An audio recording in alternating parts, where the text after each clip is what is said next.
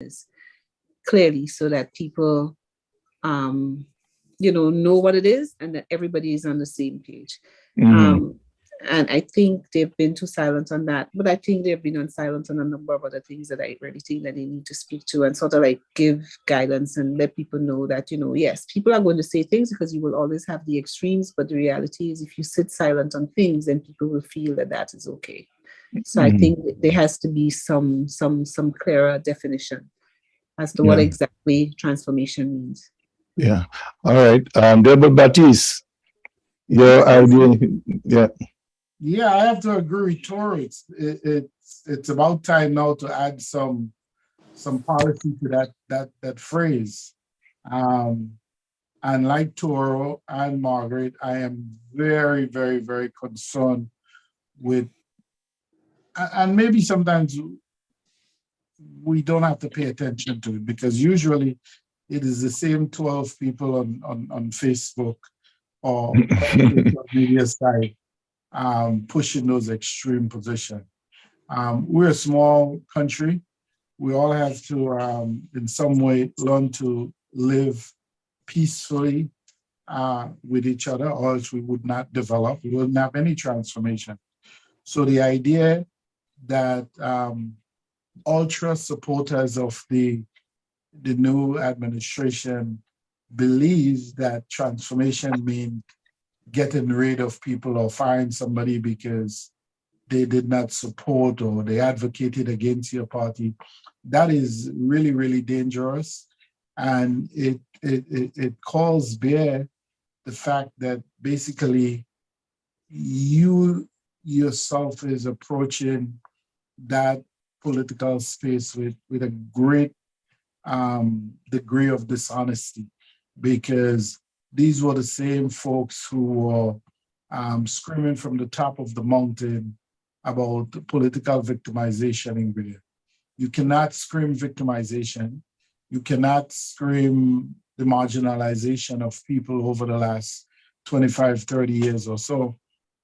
And then now that you control state power, be on the sidelines advocating for something that's equally destructive. I agree with Margaret that I think when the Prime Minister talks about transformational, that thinking is absolutely not part of his, he's not in that space.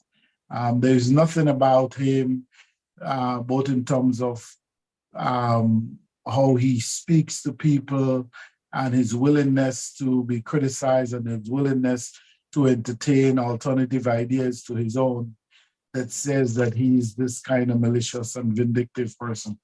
We have seen that from too many of our political leaders over the years. Certainly the last administration perfected it. So my hope is that part of the transformational idea, it must include real genuine debate about the future of the country.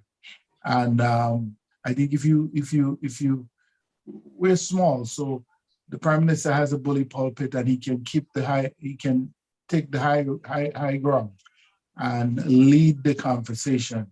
And I think, as Toro said, when that happens, the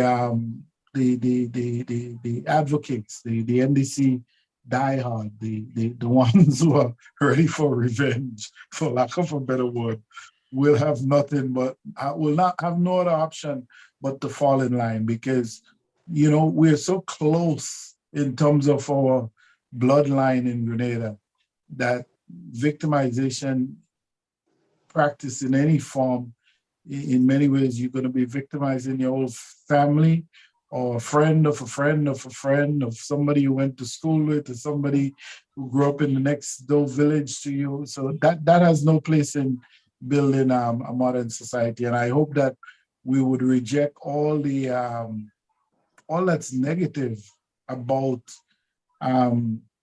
the American society. There are good things here that I'm sure we can emulate, but let's not try to emulate that divisive nature in our politics. I pointing on all three thus far. Pastor Daphne is let's say avid listener to news in Grenada. I don't know because she knew Toro very well. She just associated with me more often now than ever. So you got to know what your friends know and know what they're talking about. And Pastor Daphne has been abreast of what's happening in Grenada. They say when the neighbor house is on fire with yours. So she just want to make sure that she's watching that the fire don't come and get too hot and spill over in Trinidad. So Pastor Daphne, your views and what you thought on the transformation agenda, and can the government actually get the people that didn't vote for them on board the transformation agenda? That's including the opposition leaders in the parliament. The first thing is what is the definition of transformation in terms of what they're putting out? You have to define that. You have to leave out the rhetoric, because no matter who the leader is, there will be criticism, okay? And they should be taking that as an example to do better. Looking at the platform mandate, because he has a mandate.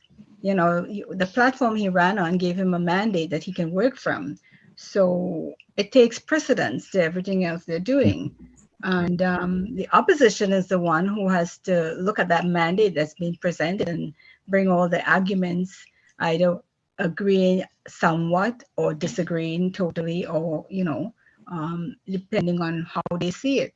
So what I'm saying right now is that based on the policies, what are the policies that this transformation agenda is taking out there? I heard a bit about the organization in New York because I listened to that conversation that he had with them recently, and like you said, and like Margaret says, we cannot look at the American systems. We cannot look at the Canadian systems. You could look at them in an overview point of view, but then you have to put it to work according to the place that you're in, which is Grenada. What does this transformation have to do with the citizens of Grenada? How is it going to benefit them? Is it the right thing they're doing? What are the first 5 or 10 points that will bring it all home and bring it together, so that when the opposition comes out, they can say, well, yes, this is good. We need to add this. We need to take this away. And that's what discussion is based on, give and take. Mm-hmm. So I don't understand the word transformational in the sense of what's going on, because they had 90 days and he came out pretty strong. So at this point, I don't know what is the ebb and the flow. All right. Well, we got from our panel here what they think should be done in the first place. Establishing a norm. What should be defined in this transformation agenda? What is the definition and the terminology we use, like the criteria to come up with the definition to define the transformation agenda? And I heard a number of persons on the radio talking about changing, as Toro said, switching things around, and it's my time now. And I heard someone make a mention of Tillman was too nice. He been playing nice, and look what happened to him. Well, we have a change of government, new leadership, which is a new sheriff in town, and the question is, if we have let me ask Margaret, what would you say would be a good definition to define a transformation agenda, given what is the present construct that the NDC came into, to change that? What would be a part you would take? What do we do to define? If I would lead the people and say, look, this is what we do. That's the definition of transformation. What would you say to them? I don't know. I think, for one, we have to begin in the case of Grenada. You have to begin with changing a mindset. In terms of how we approach doing things, what people's expectations are, and what you expect from people. What are their obligations to society? and the communities in which they live. And the kind of, to use the term, eat a food mentality that existed Yeah. has got to go. It just doesn't work that way. You can't just sit down and you can't just sit down and expect to get a handout. It doesn't work that way. People, we need to restore some sense of pride in achieving things. And get people to understand the value of working, the joy of being there, of doing something and knowing that you're making a difference. It kind of like takes me back to the period of the revolution where, there was a thing, like when Ministry of Mobilization said, okay, we're having a cleanup this week, it was kind of like, it was something that you were gung-ho to do. There was a certain amount of pride in wanting to get this done. So I think if you want to talk about transformation, I'm thinking about it in that sense, in sort of recreating some sense of national pride, some sense of individual pride, some change in the way in which people think. Changing the way in their approach to doing things. To me, it's not about getting rid of somebody simply because the person was an MP and this, that, and the other. That doesn't transform. Really. I mean, to me, that's not how I see transformation. All right. I want to piggyback on something, and I'll lead that question straight to Toro, because Toro is more than this should have seen that the revolution was a template. It was an experience. It was something that was I can't remember the exact word but he used, but it was something like an experience. It's a sample of what a model society should be.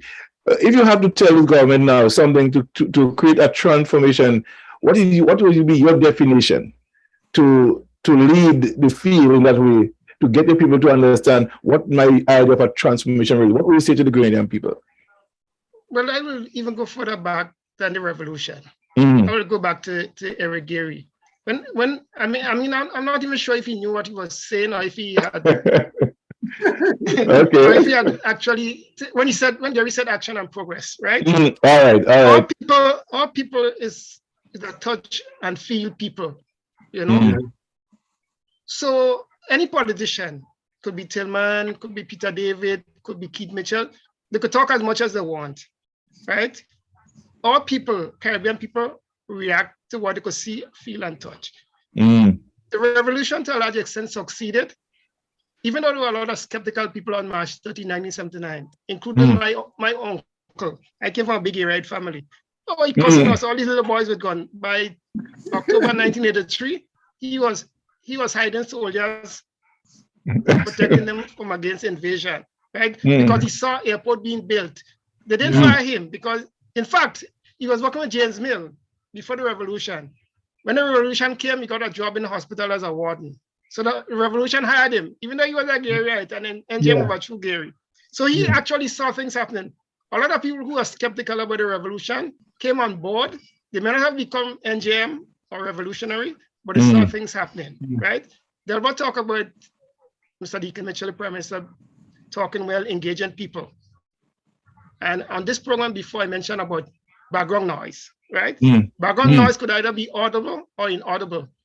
Prime Minister could be saying what he's saying, but if out there, whether it's in the social media space, whether on the ground, there's a lot of background noise. People still talking about firing, getting rid of that thing and fighting, and the tribal war is going on. Nothing he says will resonate, right?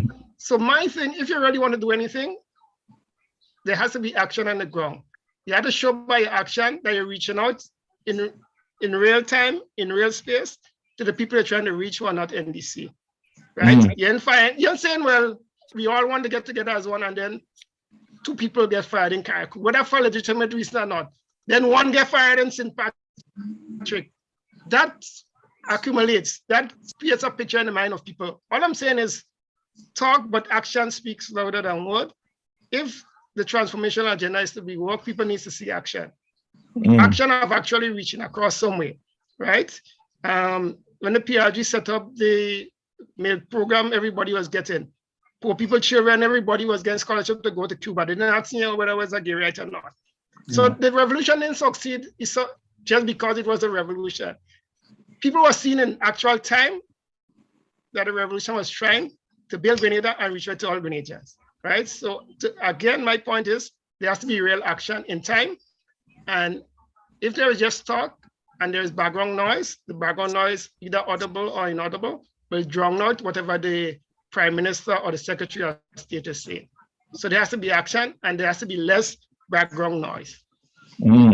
Less background noise. You know, and that's what I like about this panel here. We do a forensic and spot, you know, and cut it open and explore what's inside of it. And I like your way of talking about this. And Margaret just really right into it, because the revolution in said that Boyan was on the show couple years ago during the COVID actually, and he spoke about the same thing too. He talked about we didn't care if you're great or not. Once you could do the job, we want the job done, you know. And the people who didn't support the revolution, but they had good offices, they had good work ethics, and they kept them on to work. You know, and I think that's one of the things the transformation agenda have to do. If you're willing to work and willing to sacrifice for the good and benefit of the country, and I see no reason why you can't keep the job, right? Mm-hmm. So that to me is defining that moment of truth, of your commitment to the country and not to just to a party. Pastor Daphne, what would you say to the Grenadian people looking in from outside, and what would you say to define the transformation agenda going forward for the people of Grenada? Well, number one is, you know, they say transformation. Okay, so transformation means it's you're changing something. What are the strategies that they have put out, and the skills that they have put out, so that people who have to join the organization, you know, they can meet the requirements. Another thing is critical thinking. Mm-hmm. You know, that is so important. And what are the challenges that you're facing right now? You know, so that you can get these things. In transformation, you need to have workshops. Yeah. You know, and that's so very important. But I want to ask you a quick question based on I read something a couple of days ago. Was Eric Gary a pilot? No. Okay. No, he was not. Yeah. No, I was just reading about some Caribbean military officers that went to the United Kingdom, and they mentioned his name very highly a couple of days ago with this. Probably UFO. He was very much into the UFO thing. Even at the United Nations, he addressed. Yeah, that's the RAF.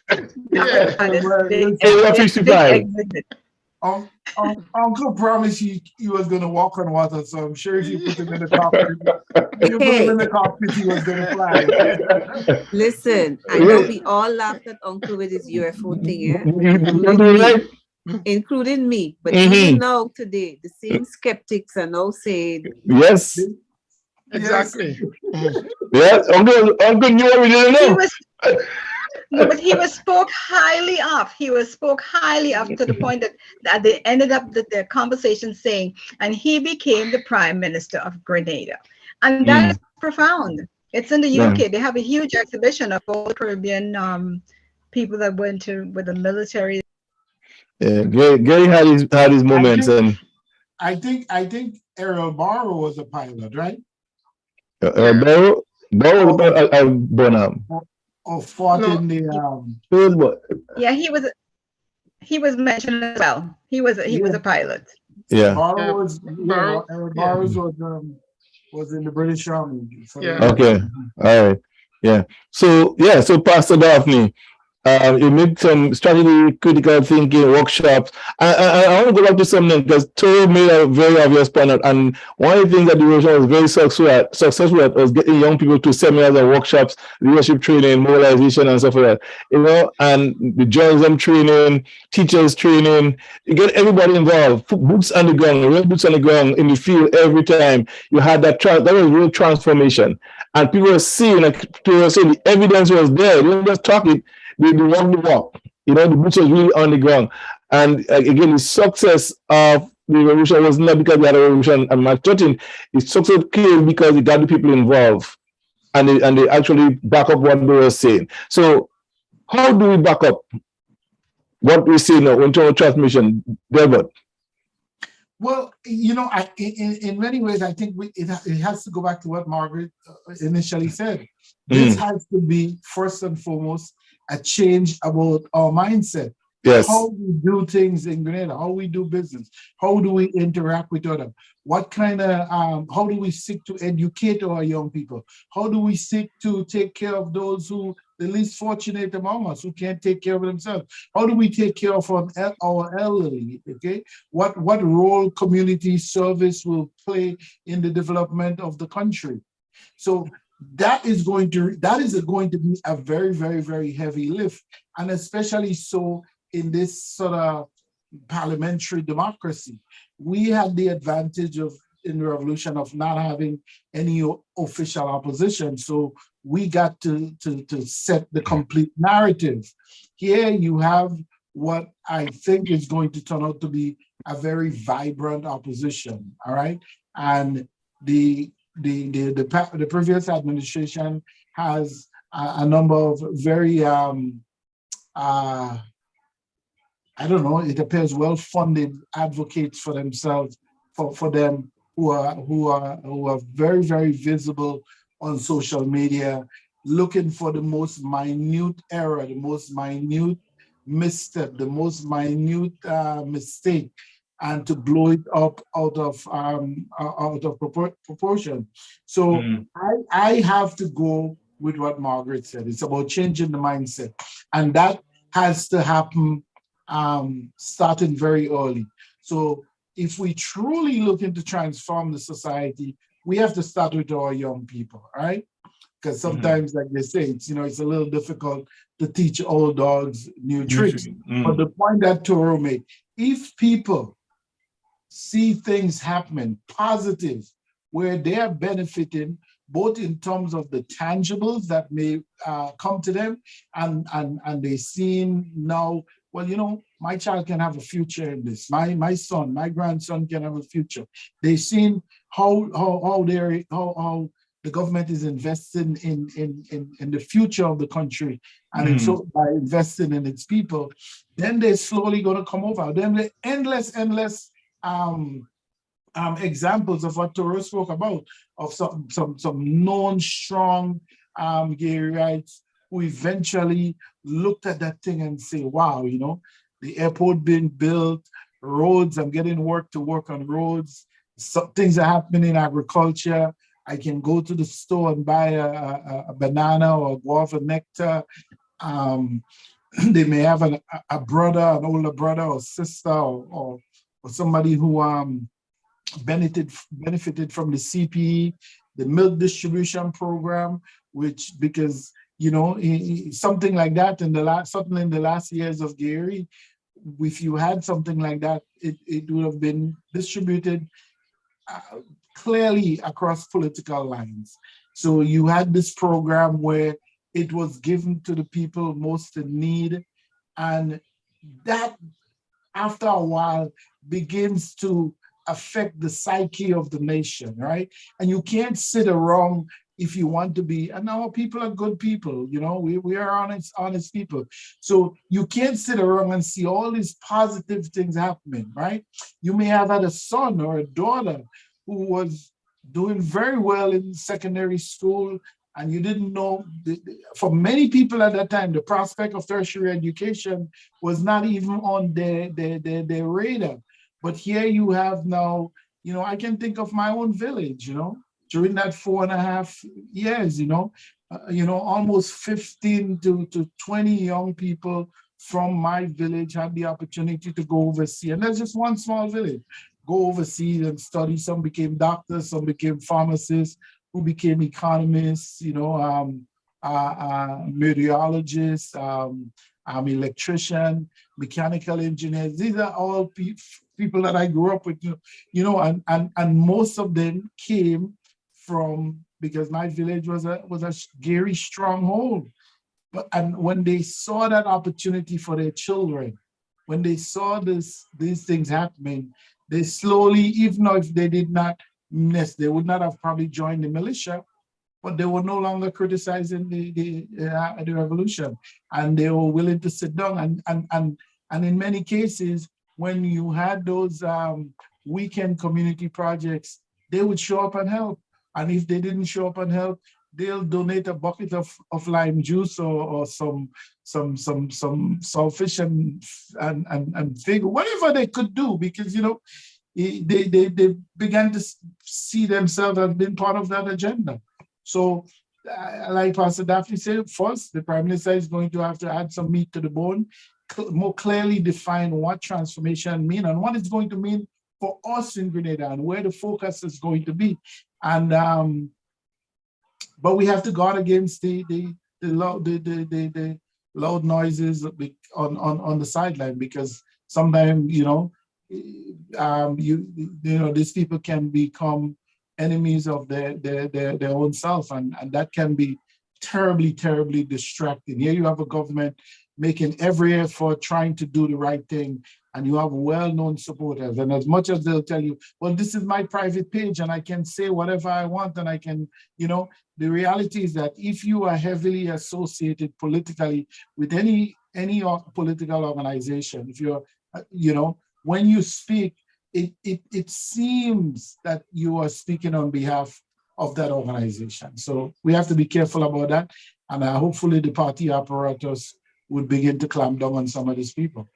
But the reality also is that that no one party in Grenada could build Grenada. Grenada, the politics, the support is almost evenly divided, right? Yeah. You cannot build Grenada. Any country would have the population that's willing to pull the weight. You have to get 60, 70, 80% going up, right? So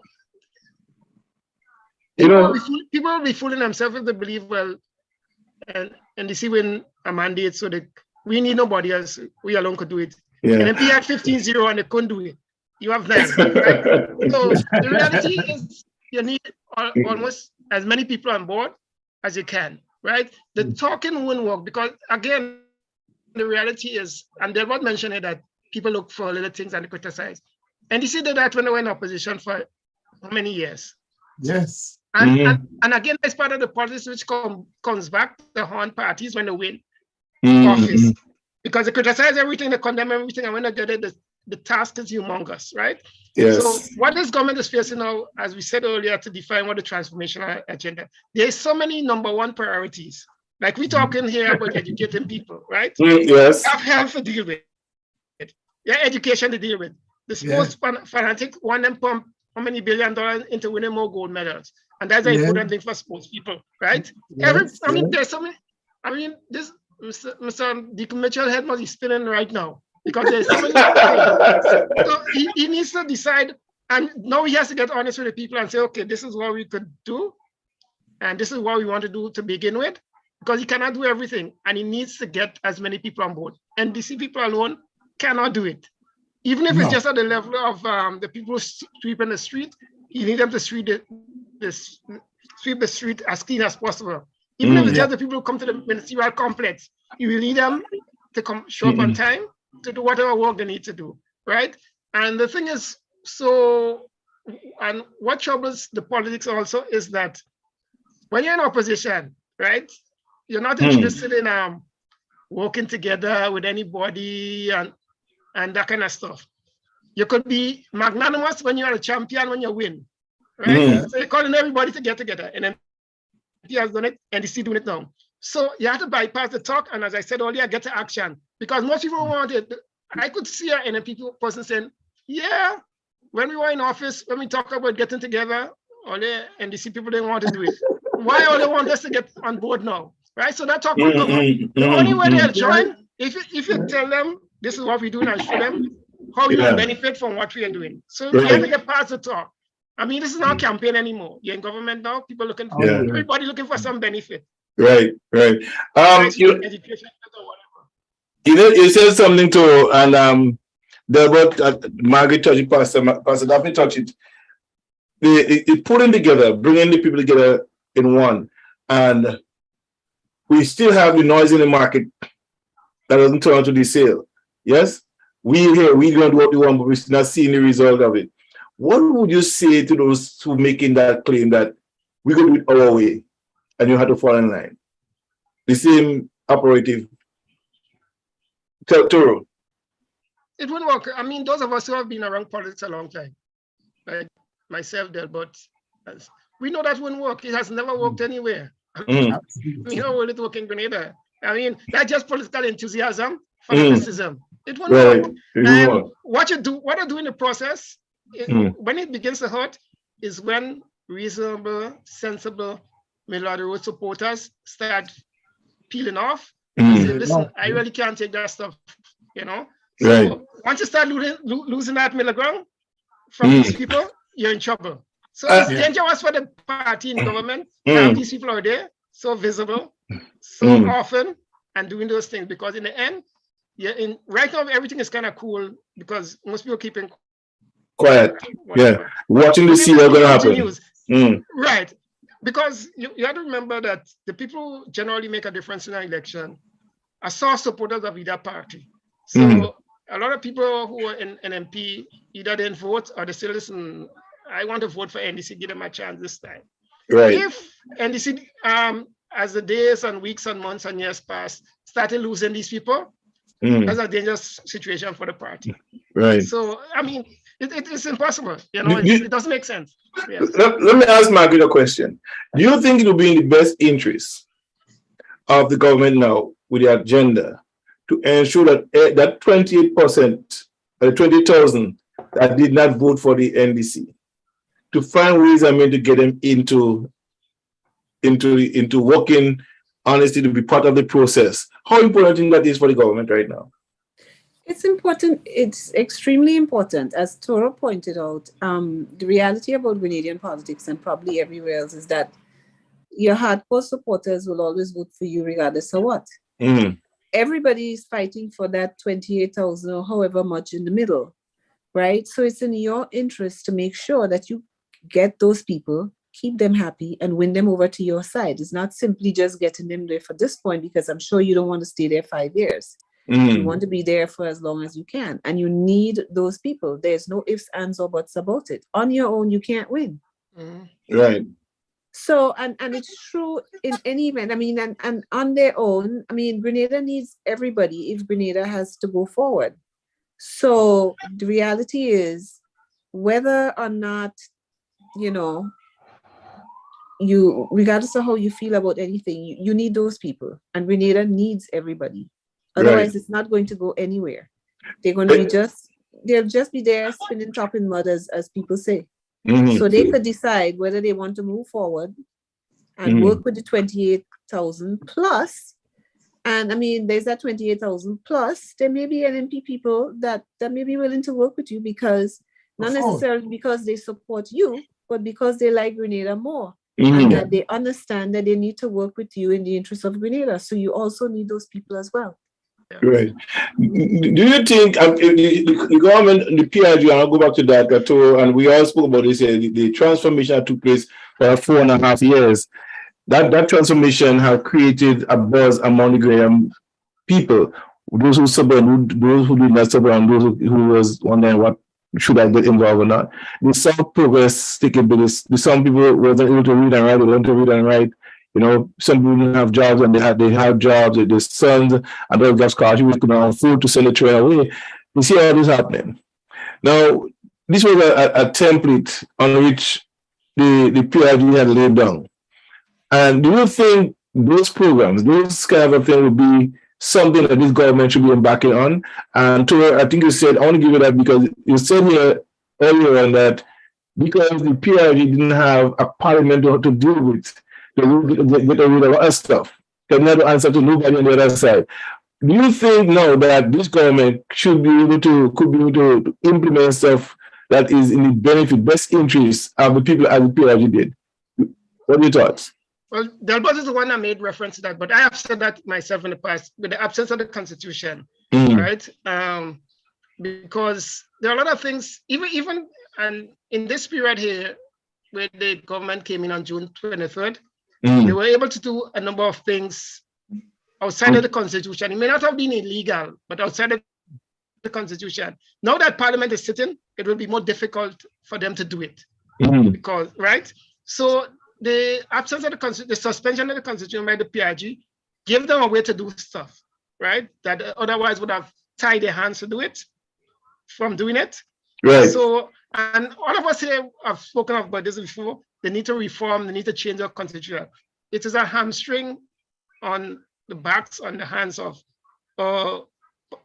Caribbean countries, whether we like it or not, right? A lot of things that Prime Minister Deacon Mitchell promised to do, he may be willing to do it, he may want to do it, he will find sooner or later that he has to go through the permanent secretary, he could be prime minister, he has to go to the Public Service Commission, he has to go to court, he has to do all kind of stuff, right? So yes, the PRG had that advantage. I think one of the things we also overlook and we don't often mention, we give credit to the PRG, and when we talk PRG, we give credit to the leadership, starting with Morris, Bernard, and stuff like that.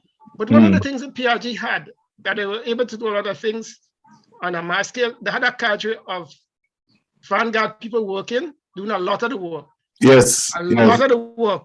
I'm not sure if any other parties have that right now. The quality and the quantity of workers to do the kind of work, whether it's going in the field, whether it's the house repair program, whether it's CPE to get people teaching, and not just local people, they brought in a lot of people to help. So we were able to make a lot of progress. We want to set up the NIS, we brought in resource people, we brought in talent to do it. So it was not simply just like we have right now, have a party win election and have a prime minister and have a cabinet of 10, 12, 15 ministers. And stuff. The PRG, again, we talk a lot of things about the PRG, and a lot of people romanticize things and they say, let's do like the PRG. Like the PRG was Nescafe, you put it in and you spin it and the thing. No. They had a work. Right. And remember, the PRG was the core of the PRG was the New Jewel movement. The New Jewel movement was Grenada's most organized political party. Those guys were working on things for years and years. By the time they came to power in 1979, they had a lot of structures in place, they had a lot of trained people. So while a lot of mention is made, it's hardly, one is hardly able to make a comparison between NJM and the PRG and anything that came before and after, right? So it's not simply just taking up a PRG program and implementing it. I mean, the ideas are good, but it won't work just like that. You know something you said here. Okay, go ahead, Margaret. Go ahead. No. I was going to argue. I was going to agree with Toro on that. It was really a different time and a different place. And you're quite right. You really can't reproduce that because this is a different time and a different place. And in addition to what Toro said, that, that's one of the things that has always stayed with me with PRG is that there were just so many people that they brought in that were professionals to work with us. I mean, I could think of myself coming in, coming straight out of school and going straight into working in the media, and certainly had the opportunity to work with people who were skilled, the people like the Carol Laws, the Joe Suarez's, and they coming straight out of JIS, which was kind of like the leading one in the Caribbean. So you learned from professionals. So even if you came in unskilled, you were learning from people who were skilled and experienced in this business. So you were sort of like getting some semblance of best practices that were available at that time. So that's kind of like it. You were also dealing with a different public that had a different mindset. In many ways, people didn't like Gary. And another thing, a lot of people were also committed to nation building. So, they would have done a lot of things because, they would have done it. You also, I know Toro don't like the public service. That's okay. But even Toro will agree that the caliber of public servants you had then were different to what you had now. They sort of like got things, they knew how to get things done a certain way. It wasn't like, any old Vakiva, let's get this done and let's get it done right, which could be a sticker sometimes, as you very well know, but it was just that they intended to get it done a certain way, so it was a whole different time and place. And I'm not sure, I think there are takeaways from that period. There are probably things that we can learn, but it's certainly not something that you can recreate today. It's just a whole different time and space. Okay, I want okay, good night. Yeah, I'll see you. Yeah, one of the things, and I wonder, probably before I'm going to pass it off the under, but Margaret and Toro say something here, and there are a number of persons that came to Grenada, and we hear him saying if they couldn't find somebody who's going to do this job right now, we could. It's been said right now. When a guy is coming, a vision coming together, and do certain things, right? So there's not enough talent to do this. Well, that might be true, right? But some of the benefits of we're enjoying today, the NIS, the Magdalene Protein Board, the number of little projects that we had, the expertise, qualified, top-notch qualified people came into Grenada to set it up and train graders to get it done. Getting people organized to do stuff. In 1972, I asked the question here to Bernard one time. How were they able to get the Vanguard Party organized in the way it was? He said, in 1974, they could get people on the street, but somebody would take them on the street. Yeah? And they figured that if they could get people on the street, they'll find a way how to keep those people in the street. And they realized that our people was carrying member, but it was supporters of Gary. But they had a dual card, NGO membership, but they had, and because of that, those was the big bosses in some of the unions. So they decided, we're going to find a strategy. No paying for membership. Here comes the OC, Organizational Committee, set up that, and everybody will work. Right? No membership by money now. The work that we get you to become. And they put people in strategic place to work and have a report back. They have to go on in the field and work and produce. Yes? And have it done. So the whole idea, it wasn't just overnight success. It was like, so they came in already organized and had done what they wanted, how to start it, how to put it in place, and it was done. But unfortunately, this system doesn't allow that to happen. And probably it's not structured that way. They have to come revamp their own structure, find their own ways of doing something new now. Because we have the technology even more advanced now than it was then. So we probably had to think more and think faster then than the thing that they do now. But they have easier in terms of technology to get things done. I think somebody mentioned here, when you get that press release going, you go type it on a typewriter, then go in a machine in the next room somewhere. Get your muscle working, the company secretary behind his desk and fire an email to 100 people right there one time, instant gratification. So my next question but hold on, can I just make one more comment just to follow up on something that you guys were saying? Yeah, go ahead. Just one more thing. I think the other thing too is about visioning, where you want to be. Mm-hmm. If you recall, with PRG, you had a plan. You had like, okay, 5-year plan, 10-year plan, whatever.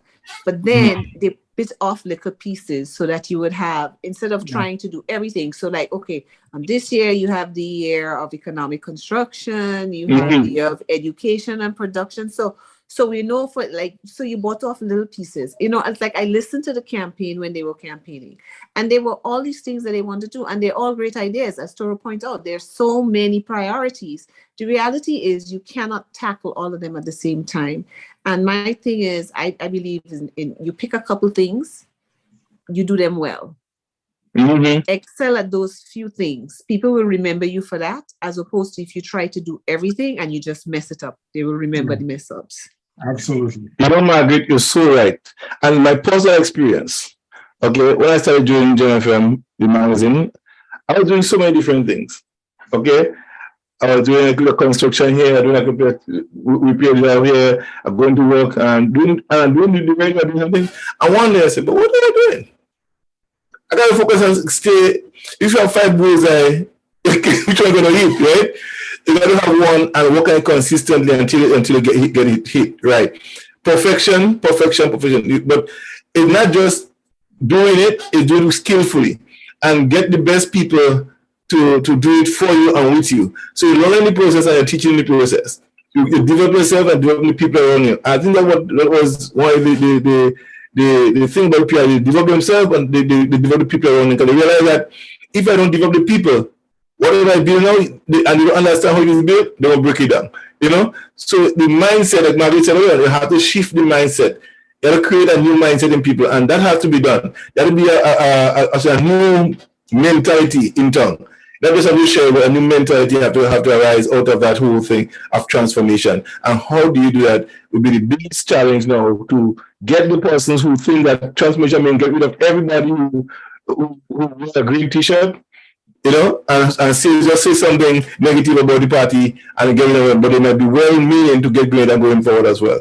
So the question, how do we get that persons to stay put and to bring that agenda to the forefront and develop it for the best interest of the Grenadian people?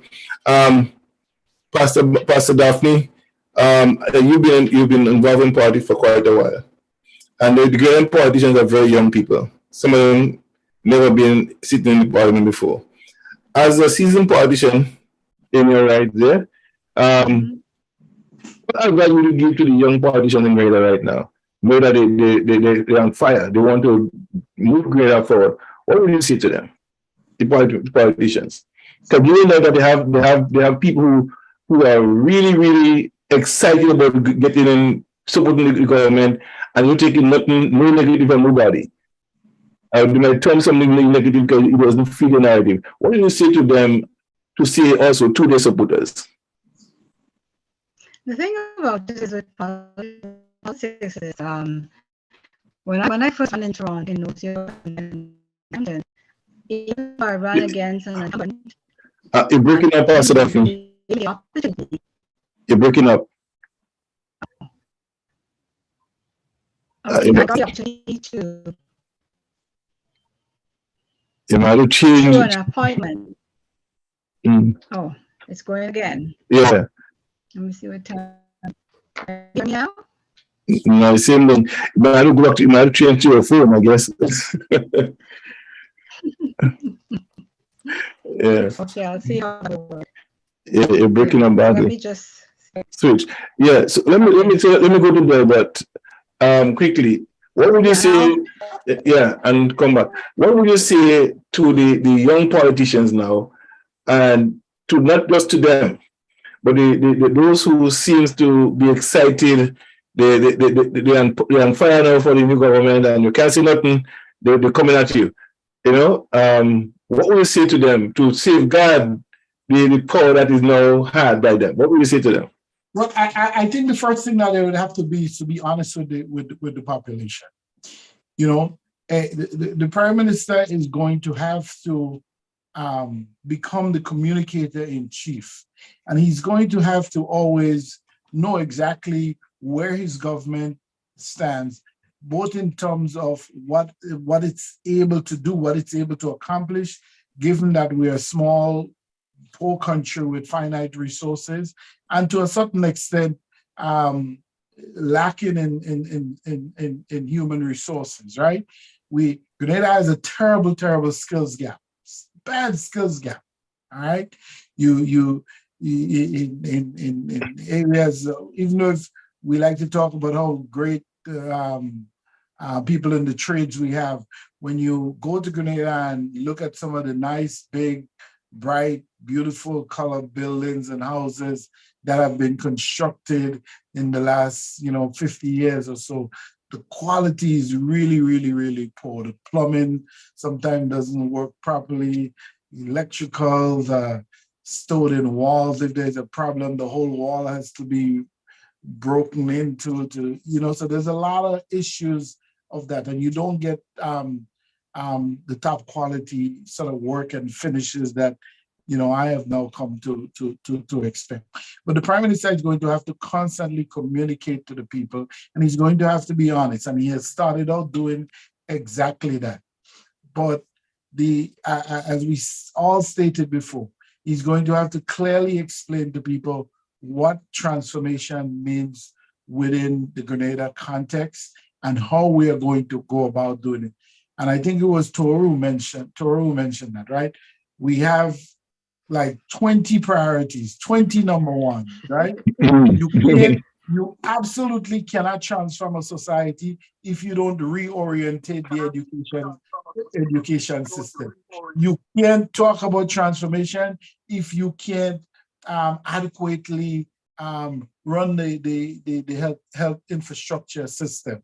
So these are things that are going to take money. And at the same time, you're doing that, and somebody might not see the immediate benefit, because sometimes investment in education pays off 2, 3, 4, 5, 10 years down the road. So you have to be involved in job creation, things that's going to happen right now to put the tangibles in people's pockets. So during the pandemic, when we were suffering with food and all these other things, and supply chain issues and so forth, everybody was talking about, we got to go back to agriculture. We got to go back to agriculture. We got to go back to agriculture. Okay, really? we weren't. Agriculture didn't make us prosperous in the past. It never going to happen in Grenada. We have about 88,000 acres of land. Easily 30, maybe 35, 40% of that, you can't do any agriculture on it. Maybe another 25 to 30 or 40% already have buildings and housing on it. So where are we going to plant? Even if you have to put in some of the best locations in Grenada right now, to put up a simple house, you have to do excavation, because we have no more flat lands left. So where are we going to do the agriculture? So yes, we have to invest in agriculture, but it has to be proportional, and it has to be geared towards our food security, rather than thinking that we're going to be able to compete with some farm in Kansas City or some farm in Brazil or Nicaragua or Costa Rica or anywhere. We're just not going to be able to do that. So there we fall back into, the tourism economy. Are we building? Are we now building a tourism product that we think going to sell better than any other of the Caribbean islands? The other Caribbean islands already doing tourism much better than us. Do we duplicate them, or do we build a product that's uniquely Grenadian, so we can bring people in? But there's going to just have to be new areas. For example, there's only one certified aircraft, FAA aircraft recertification plant, you want to call it, or outfit in the Caribbean, and that's located in the Cayman Islands, so nowhere near to us, right? So those are the kind of areas where you have to look, where you're going to attract high skills people, that's going to provide jobs for people, that's going to be high paying jobs, that's going to assist in your transformation. But the first thing I would say is that the Prime Minister is going to have to continue to be honest with people, explain to us where we are, what we're capable of doing, and ask for the efforts of our people, because people are not afraid to make an investment, to give of their free time, to give sometimes even of their money, to see good things happen for themselves and their neighbors and the neighbors' children and so forth. I've seen people do it in my lifetime. We did it before. We certainly can do it. And then and now we have so many more tools available to us that can make some of these things easier, okay, than we did. You talked about, having to write an article and roll out the stenciling machine. Now you just get on your computer, boom, it's self-correct for you, and the message is out. So, but it's an interesting dilemma, because Margaret sort of alluded to it, right? Back then, when we joined the public service, you had some really highly qualified people who knew how to make government work, right? They were trained by Uncle Gary. Yes,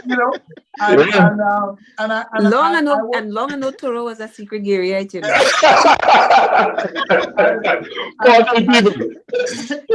and we were the beneficiaries of their training. I mentioned Miss Dow, Miss Harford,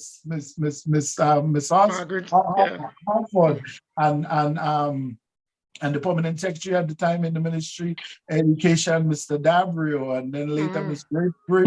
These people were highly trained public service. And I remember when we were so gung-ho and we think we can just do this thing and get it done. And, you know, they brought us in and, you know, talked to us. Yeah, we want to help you guys do this, but here is how it has to be done. Here's how you, here's how you navigate through. I remember I was traveling for government for a year and a half before I knew that every time I was out of the country, I'm entitled to get in hazard. For them. Yeah. I had no clue, no idea. And then all of a sudden, one day, Ms. Doe said, "You go on all these trips. I never see you file any." I'm like, "What are you doing? What paper?" What are you talking about? Yeah. But now, right? We have so many more people in the service who are more so-called highly credentialed and all these things, and you're getting less out of the service than ever before. So it's there's a heavy lift. And it's going to take all of us pitching in. I think one of the things that the Prime Minister said that I really like, where he said he's not afraid of criticism, and he welcomes that genuine debate. Well, you must tell his supporters that. Yes, I'm serious. I mean, by his silence, he seemed to be condoning. I mean, someone could say, by his silence, he seemed to be condoning it. But, and on that, so he needs to come out. He needs to come out publicly and say, even if nobody listens, say, "Listen, I'm a big fella. I could take criticism. I could take blows." I mean, even if nobody listens, right? I believe he listens to them. Right. I think that right now, that team is so consumed with the amount of work that they have to do in terms of just not even accomplishing the entire agenda, but making a mark in terms of what's going to be accomplished in that first 5 years, that they probably don't have any time for social media, and that's why it's going to be. But he has spoken a lot. He has spoken a lot as Prime Minister and Minister of Finance. He's also the Minister of Information, and he has to address information issues head on at some point. Yeah, that's one of the weak areas so far. Yeah. But you know, and with all that though, I think what message have to be sent out is, like Toro said, you gotta talk to the vendors in the market, you know, that making a noise, so that they'll get. I don't know. I mean, I've heard people saying that, right? I mean, I'm not one to, you know, I prefer to lead by example.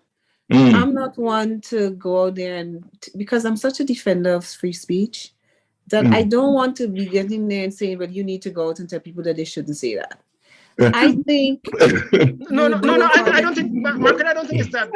There has been some close to the line threats against people, journalists, whether we like them or not, whether they're doing they work fairly. And that's what I'm talking about. I'm talking about somebody saying, "Well, this fella ain't good at," not at that level, but some people go really close to the line where things are, like, for instance, I remember one of the first press conference they had, and the first press conference they had, and people are going at Linda because she said, "Good morning, panel," and they said she didn't address the Prime Minister as the right honorable, and they were going, and one guy said they should ban her from the press briefing and thing. I mean, that was beyond just ordinary criticism of somebody. I mean, that was ridiculous.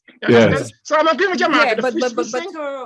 But Toro, the question is, right? And that is keep going on. It wasn't a one-off thing. Yeah. No. And I know I've heard about this.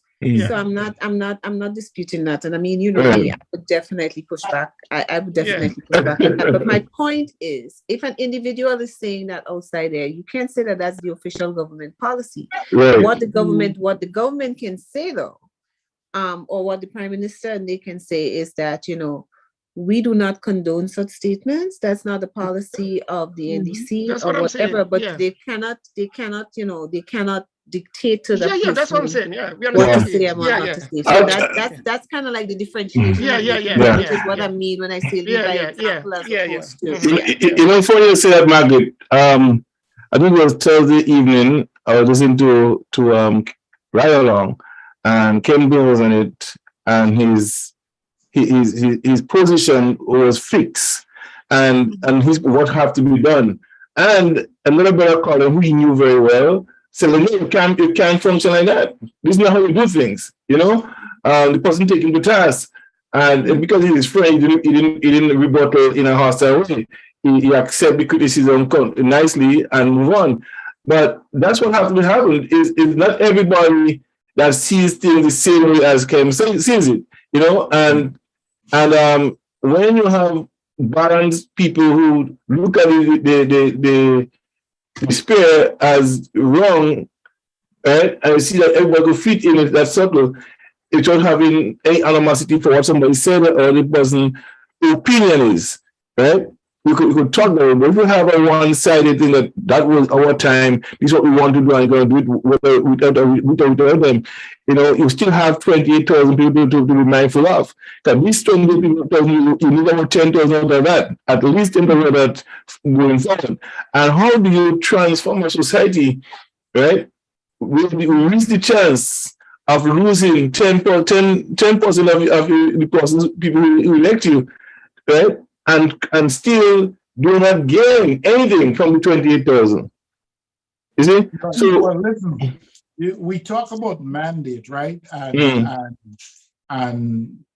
the NDC's quote unquote sweeping victory. I guess coming from 15 to 9, Yeah.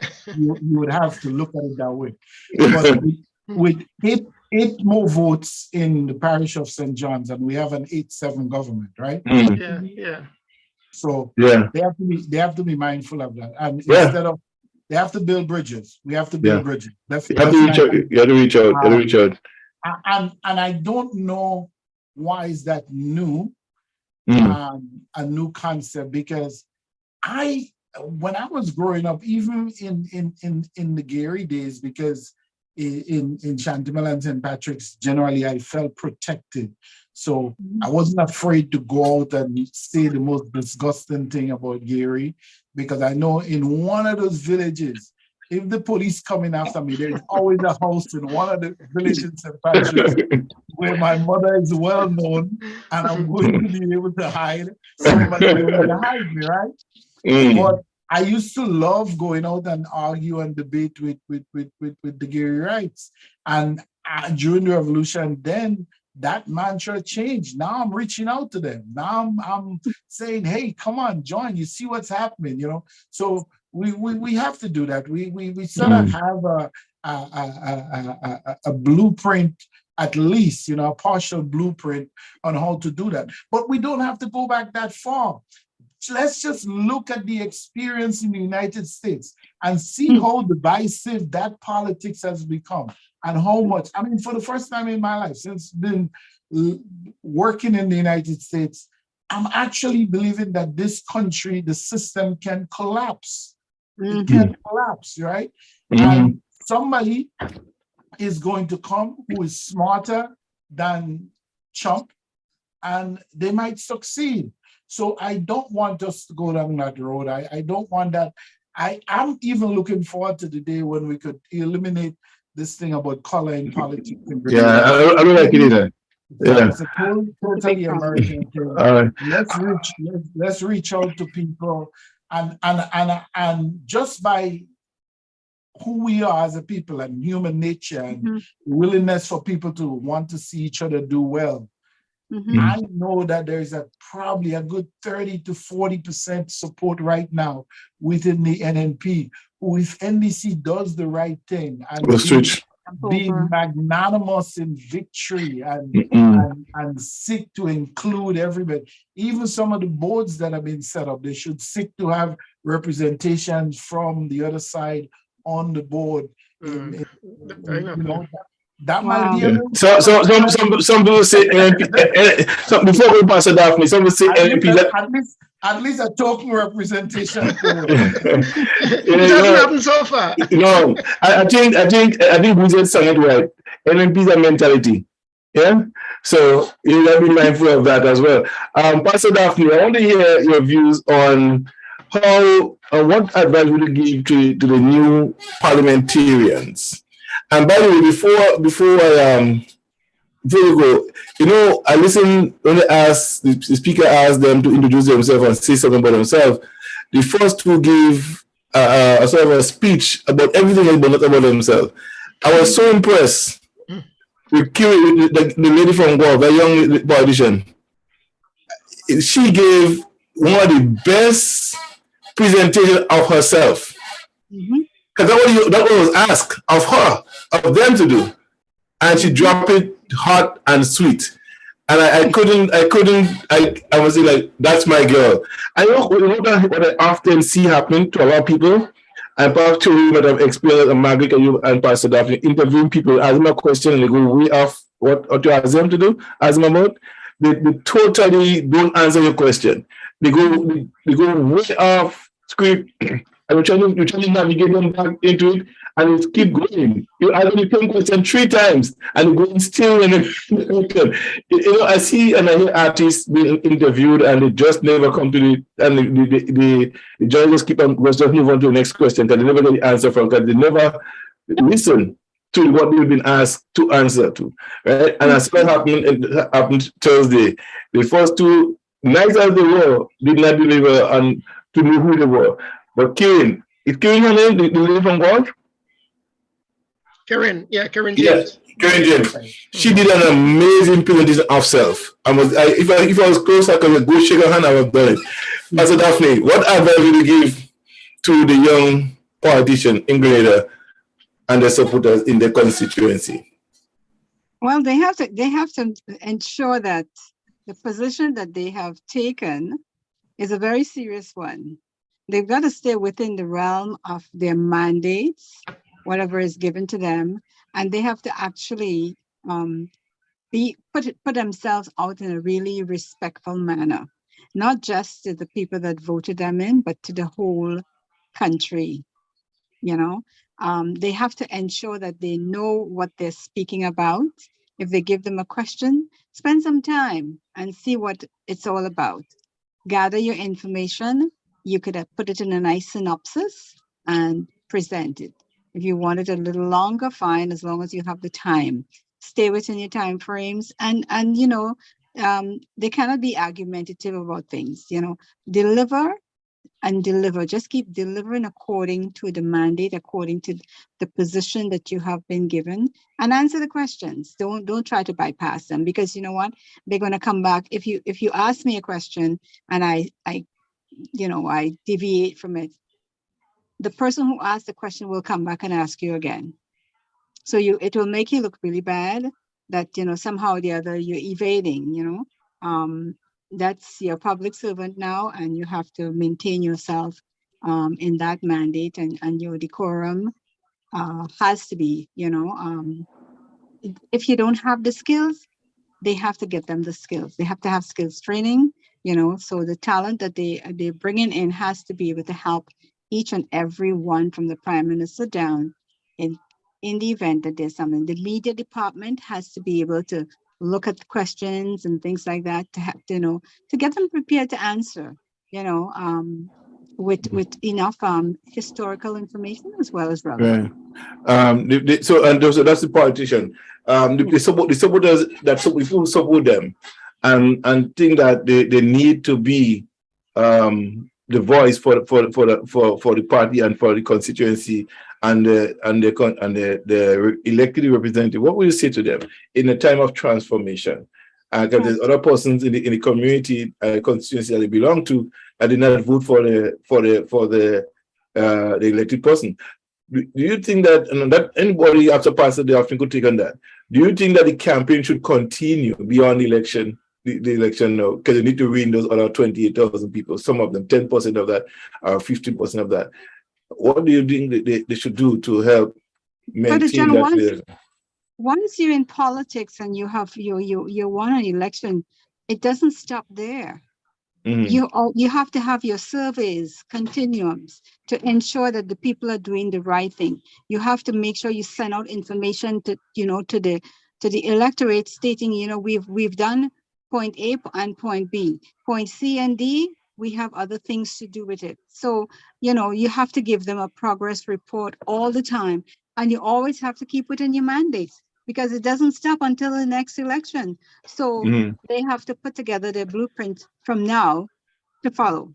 All right. I want to ask the same question in a different way.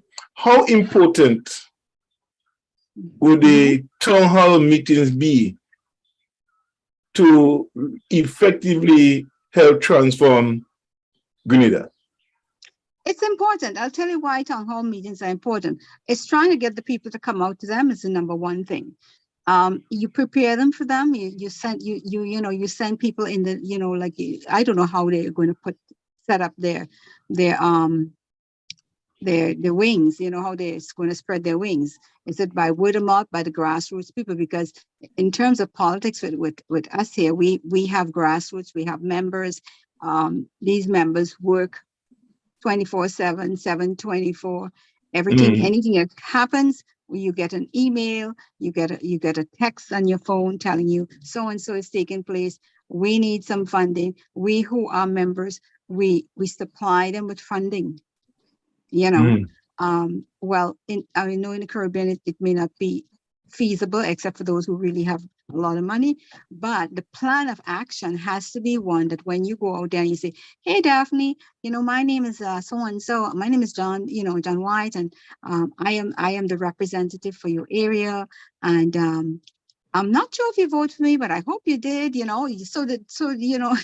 that you got to throw out, you have to sell yourself, Yes. So you have to say, well, what's happening with you, you go, what's happening with you, how are things with you since the new government, are you struggling, is it better, are you feeling comfortable, what are your needs? And you take notes, make sure they see you writing something down. Don't say, well, I'll get my secretary. No, you take it then and there, because when we are on the phones, because most of the members in political parties outside of the Caribbean, when we're on the phones and we're calling on our electric list, guess what happens? Everything that we get, make sure it's the right person. We get information. Some people say, well, the snow is really high in front of our place and I can't get to work. I can't get out. I'm 97 years old. I'm 65.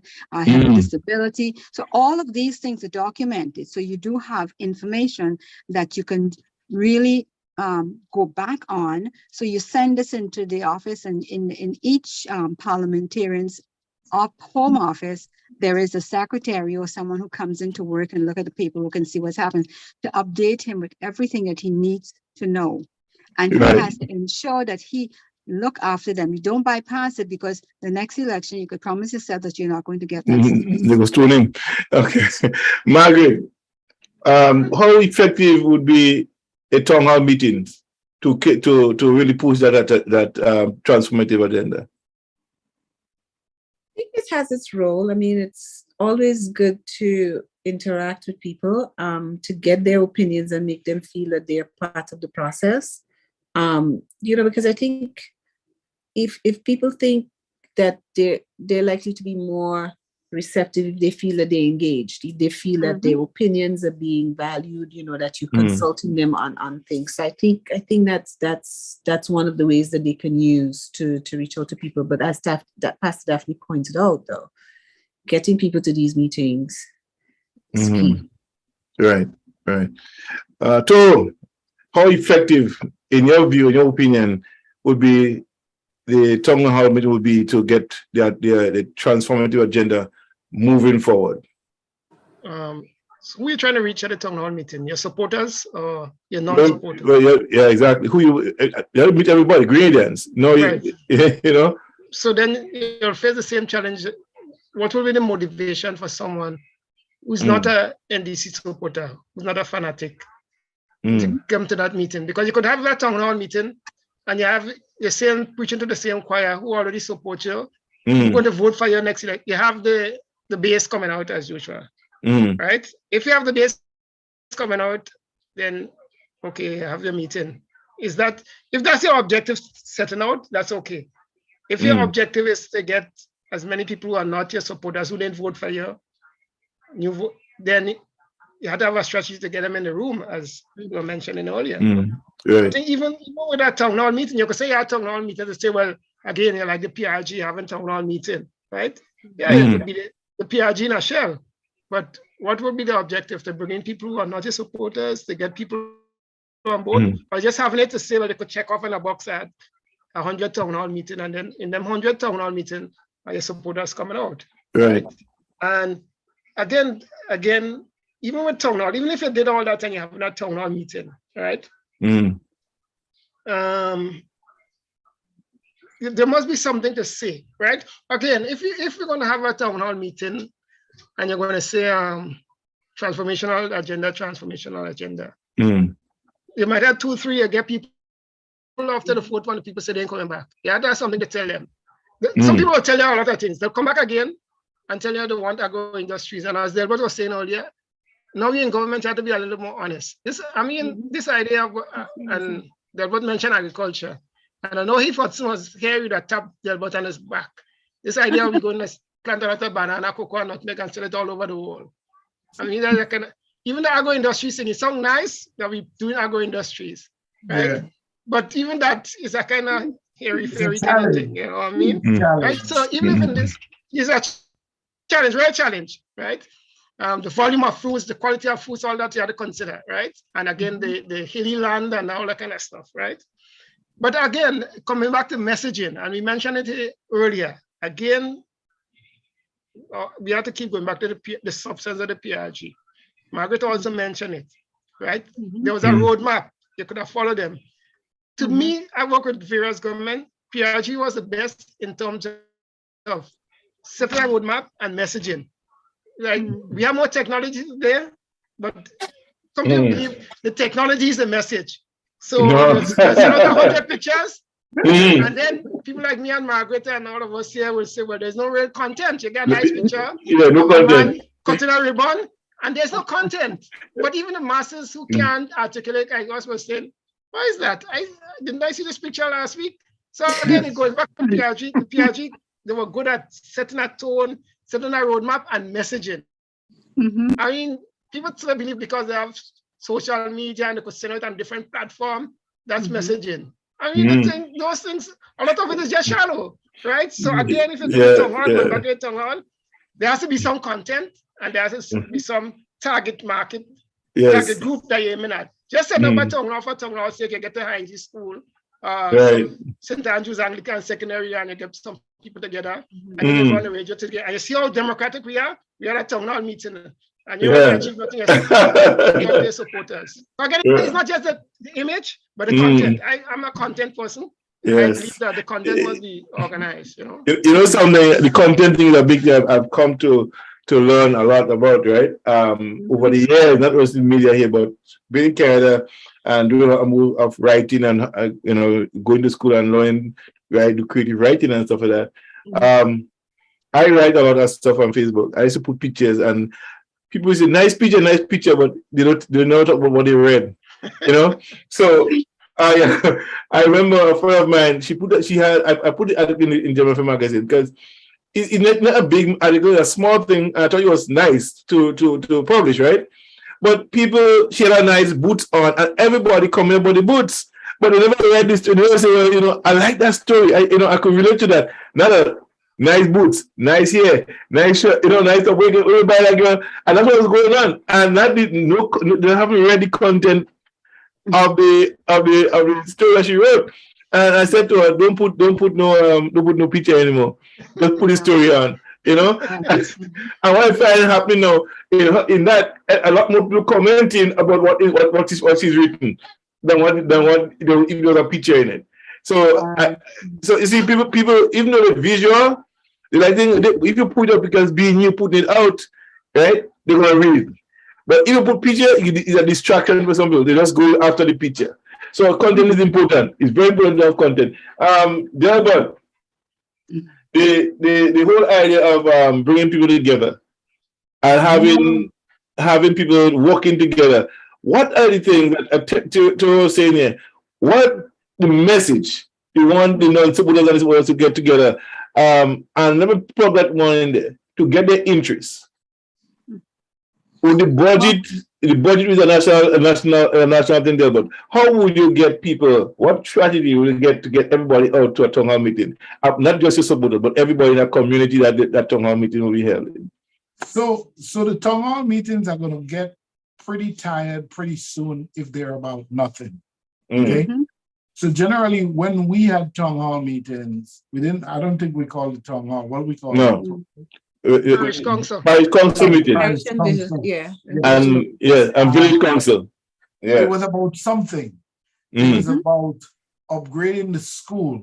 It was Yeah. about how are we going to The budget. upgrade the Mhm. budget. I remember the budget was a big one. Yeah, Well, the a big budget thing. ones I covered because I was doing finance. Yeah. Yeah.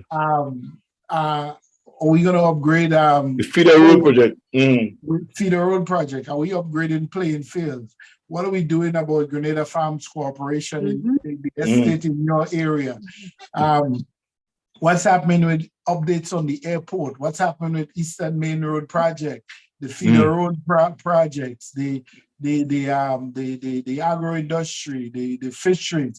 It was about something. And generally, if you go into Guave, you know you're going to have to be dealing with fishing. If you go into some other place, you know, you have to deal with something that's germane to that community. That's important to them. And they have to see you consistently moving the football down the field, right? So Yeah. if that's not happening, the town halls are going to get pretty. It was one of the reasons, Toro, that I was a little disappointed. I understand, you know, but I was a little disappointed that the Prime Minister took the finance portfolio because he has an enormous task. It's on him. It's on him. I mean, prime ministers in the Caribbean are kings anyway. And in this case, because of our history, we have one way or the other, more than often, we have strong prime ministers. Gary, Bishop, and Keith. We have had strong prime ministers. And people look towards the prime minister. They don't care who is minister of this and minister of that. Probably the only time people cared who was minister of this and that was during the PRG. Other than that, yes. In all of government, prime minister is king. So I hope that he's going to give himself enough time to always be looking at the big picture and having to manage the nation finances on a day-to-day basis. You know, I don't know how, you know, that's the right portfolio, but that's neither here nor there. If he puts a good team around, you know, he has a good support team in the Ministry of USD, he could get it done. Gary and Bishop, in both of their wisdom, did not take that portfolio, you know. So, but yeah, the town hall is gonna have to be about something. And I think instead of trying to be everything to everybody, especially in the first probably first 3 years, and certainly within the first term, they're gonna have to pick. I said, and I've said it before, that they're in a sort of grace period now. They can do a number of little things to build political capital. But come next year, into 2023, going into 2024, they're going to have to put their own stamp on what transformation means and their own stamp on the Grenadian psyche. And it's going to include one or two. It doesn't have to be big projects, because we're not going to build another airport. We're not going to build another stadium. We're not going to do any of this kind of thing. But whether it's going to be about the rehabilitation of our bridges, the rehabilitation of our schools, the building out of an infrastructure in healthcare. I think one of the big projects that they can undertake is to roll out the national healthcare thing and combine it with the teaching hospital for health tourism, tying it into SGU. That would be a big transformational program. That would get people thinking. That would give people buy-in. It would create jobs, you know, maybe another 1,000 jobs, you know. And if you create anything with 1,000 jobs in Grenada, you're making a huge difference. You know, so these are the kind of things that we're. How do we broaden tourism and add our culture to it, so that less and less of the tourist dollar that comes in is going right back out with the tourists? These are the kind of things that, you know, there's a saying that say, while nothing change, it's amazing. I forgot. I think it's C.S. Lewis who said that, or Ralph, Waldo? Waldo, Mm. said that while nothing changes Remain same. every day, you'll be surprised at the end how much things have changed. Change, And yes. basically, what that is saying is that you can make steady, small progress every single day. And Mm. at the end, you are going to see the major transformation that's going to happen. Mm. So they don't have to do big projects. If you start rehabbing the healthcare center, the one in Victoria looks like an abandoned fish market. All right. So I always Yeah. joke that if Christopher Columbus came back, he would immediately recognize Victoria. It's the same, right? So these are things. You rehab that healthcare center there. I know you have doctors. You upgrade the one in Sates that was built, by the way, under the PRG. I know you have. Listen, when I grew up under Gary, we had a parish doctor 24 hours in Cedars. Mm. Okay. Yes. We should, you should have a parish doctor. Let's see what we can do to upgrade Maryville Hospital. These are the things, and small changes, right? Every day you're making progress. This week you fix the X-ray. This week you bring in some new bed. When you go in there, they actually you can get a Tylenol, and you don't have to, your family don't have to go back down in Grenville or go back in Sates or go in St. David's in the pharmacy to get it. Small progress every single day, and we're eventually going to transform the society. The other thing that I think is really important, and it's something that Lloyd Noel used to always say. He used to always say that Grenada is a very small place. So all you need is about a dozen people in a sort of singular mindset. And I want to be careful about it, Tom, because how he explained it, it's not that you have to think all have the same idea, but you have to want the same thing for Grenada. And if you make the goal more important than your own personal contribution, then you take that allows you to take your ego out of the debate and work towards the greater goal. So my hope is that the government and party stays united, they stay focused, they stay strong, and keep doing the little things every day that adds value to people's life. And that's how you're going to get transformation. Right. All right. I before we get out of here, there is one more thing that I was buzzing around the government giving the MPs so what do you call it? I don't know if that's typing or call it, but something to work with, money to work with. What are your guys' thoughts on that? You think it's a good idea? Money to work with how? Well, for the constituencies. Well, that has been happening for a while now. And how I mean, a lot of people criticize because sometimes, when things come to the forefront that was never thought of before, they never listened to Parliament before, they listen, like some things that was said, people never pay attention to things before, but now there's a new interest. So NDC had done that previously, and then when Keith took power in 2013, I think he increased it from $1,000 it was at the time, or $5,000 to $15,000. Listen, that is part of the culture of dependency, because if you're doing creating jobs and you're doing good things, you don't need to be doing that. But I do understand maybe they can't just turn off that spigot right now, and that because there are people who every day in Grenada are struggling to put food on the table. Okay, so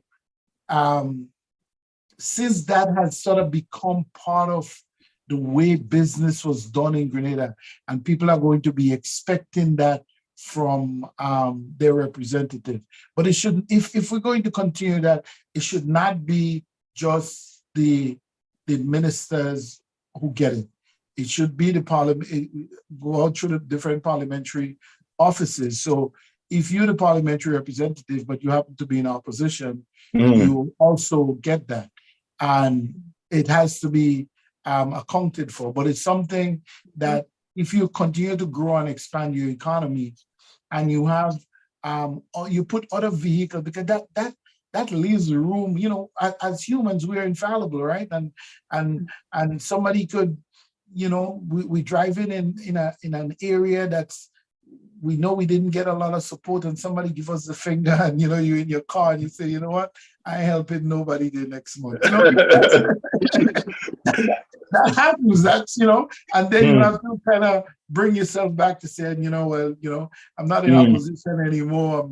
I'm representing, so you can't do this thing. So we have to avoid these kind of vehicles that can lead towards corruption or marginalization of people, and create official. It goes back to the question, because one of the things that NNP did masterfully was to destroy the institutions of governance in Grenada. So we have to go back to building those institutions, and for the point that Margaret and Toro made, how organized and professional the civil service was in that area. And one of the reasons, as much as some of these people did not support the revolution, one of the reasons the revolution made good progress is because you had a professional civil service, you know? So you were able to get a lot of your programs, you know, well orchestrated and running. So I say yes for now, but I say by year 2, they should cut it out, and you should have some official vehicles, you know, where you can give out social. You have a Ministry of Social Services and so forth. So all kind of that kind of assistance should be handled through that ministry, and just get the politics out of it. This money you mentioned, John, I'm not clear about what. Yeah, Yeah, I was kind of like lost on that too. Yeah, there's I some. thought that they gave them money for the constituency offices. I didn't realize. Yeah. They give money to the opposition party right to run. Okay. Yeah. Right. So NNP had 15 seats twice, Mm-hmm. but all the constituency office wasn't 15. I think it was 1,500, 15,000. Yeah. And the constituency office have staff, right? Mm-hmm. And out of the $1,500, that pay utilities bill, Grand Lake, water, and the staff. So generally, the MPs will have to trump up still. For the rest, yeah. Right. So increase that, yeah. And then there are people who will come to the offices and asking for help, right? The idea of people coming and asking for help is something that has been happening and will continue happening. It's happening even in the United States and in Canada. So again, I kind of take an issue with that thing. Because there's never been a study done. And I do the same thing when people approach me on the road. If 10 people approach me, I don't know if 5 out of the 10 really, really need help. Or if 10 of them scamming me, right? So the whole idea that people in Grenada asking for help, they have been asking for help long, since slavery come out of slavery. During colonial time, during Gary time. These people genuinely need help.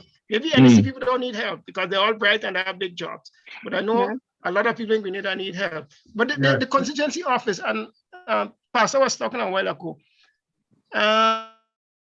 you see, that's part of the challenge we have with politics in the Caribbean.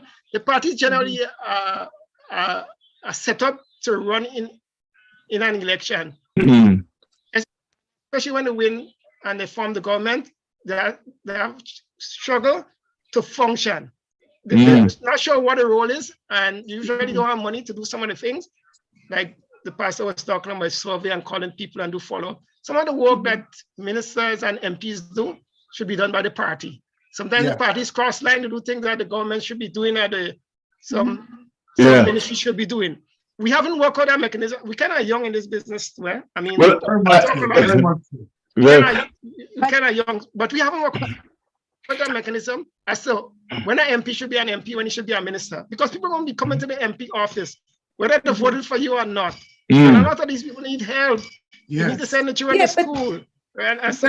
And parties need to work in between while they're in government. Nobody has worked out a real mechanism as to what they should be doing and how they should be doing it. So I'm trying to formulate something in my head because I'm trying to understand this. I mean, if you're a member of parliament, you became a member of parliament because people voted you there. Yes. Right? I mean, even if you were on a particular party ticket, but you could have been an independent candidate and people could have voted you there anyhow. So the reality is you're there to represent the people of Mhm. your particular constituency. Experience, Right. yes. So I think that you should be expected to at some point meet with your constituents, right? And if your constituents have issues, regardless of which party they support, because you're representing that constituent, they Yeah. have to come to you. That's the reason why they did. That's the Right. whole concept behind the whole representative Representative. democracy, as opposed to everybody Right, yeah. sitting there and going on and on. So, I mean, I don't want to necessarily try to, as you were trying to say, well, people, you have this little issue with people coming. It's just what it is. No, I just mean, have don't an know- issue with them. I said it happens Yeah. and it will continue happening. And a lot of these Yeah. people genuinely Yeah, because need your help. role is more that, you're there No, to no. really Mhm. represent these Yeah, people yeah, and no, to no, represent I'm their not taking this problems to- and I'm agreeing everything with else you. that they Yeah. have. Mhm. So Yeah, you yeah. have to do that. I think what we need to see more of is these representatives going back to their communities and meeting with their people, and too often they don't do that.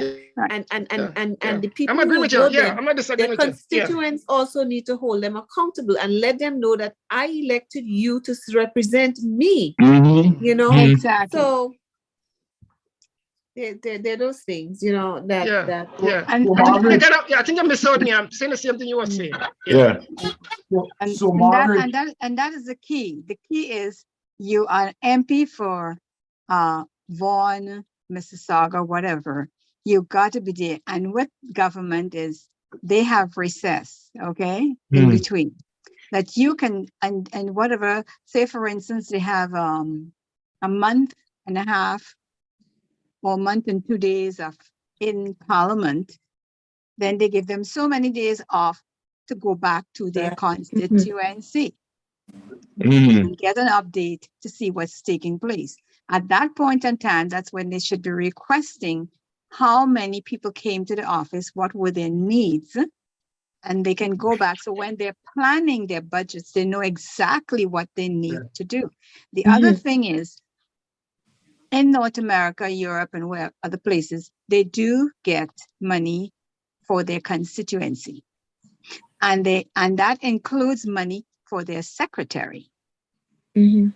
Right. so that person can function Monday to Friday in their absence. And when they come in, they sit together and they have a dialogue as to what's happening, what you think is, what could be done. And you cannot say you did not vote for me, you can't come there, because that's where Right. you live. Mhm. So that Toro, is a definite no. but Toro, the parliamentary office is a government office. Should be. Yeah. So Yeah. shouldn't those people they be No, on no, a no. government? No, the No, it's not a- constituency office. The constituency office is not a government office. Mm-mm. It's No, not. no. Constitute. No, No, no. no. No, The parliamentary, the party parliamentary rep office. is responsible for setting up his office. Yes. And Okay. the staff is responsible to him. The government may give you a stipend, the $1,500 or whatever, but that has Mhm. nothing to do with government. So is there a difference between the constituent office and the parliamentary office?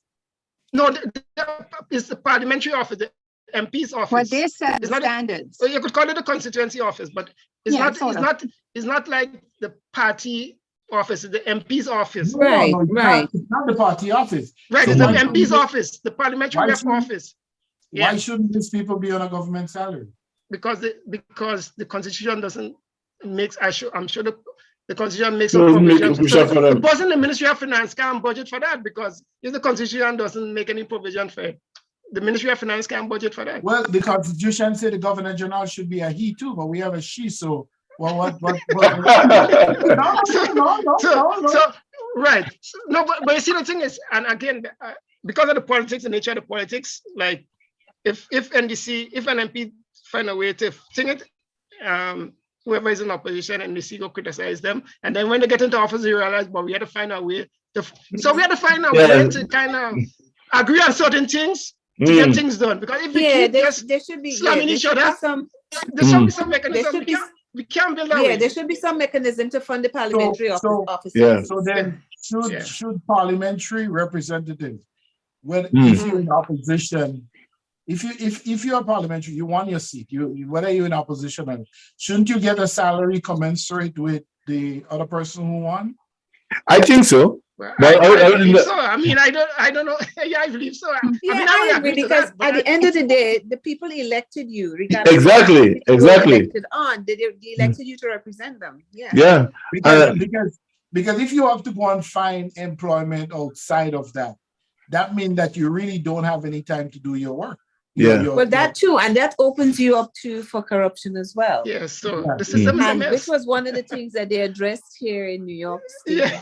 if they would remember, because when they were complaining they weren't making enough money, Yeah. part of the justification they used to get a salary increase is that they weren't making enough money, and so they had to find outside jobs, and as a result, they weren't able to serve their constituents. Yeah, effectively. That Yeah. was one of the arguments they made here in New York State for a raise. And Yeah. here they were getting $70,000 a year. Yeah. Yeah. So Something else, man. there's a number of things that have to change. Huh? Mhm.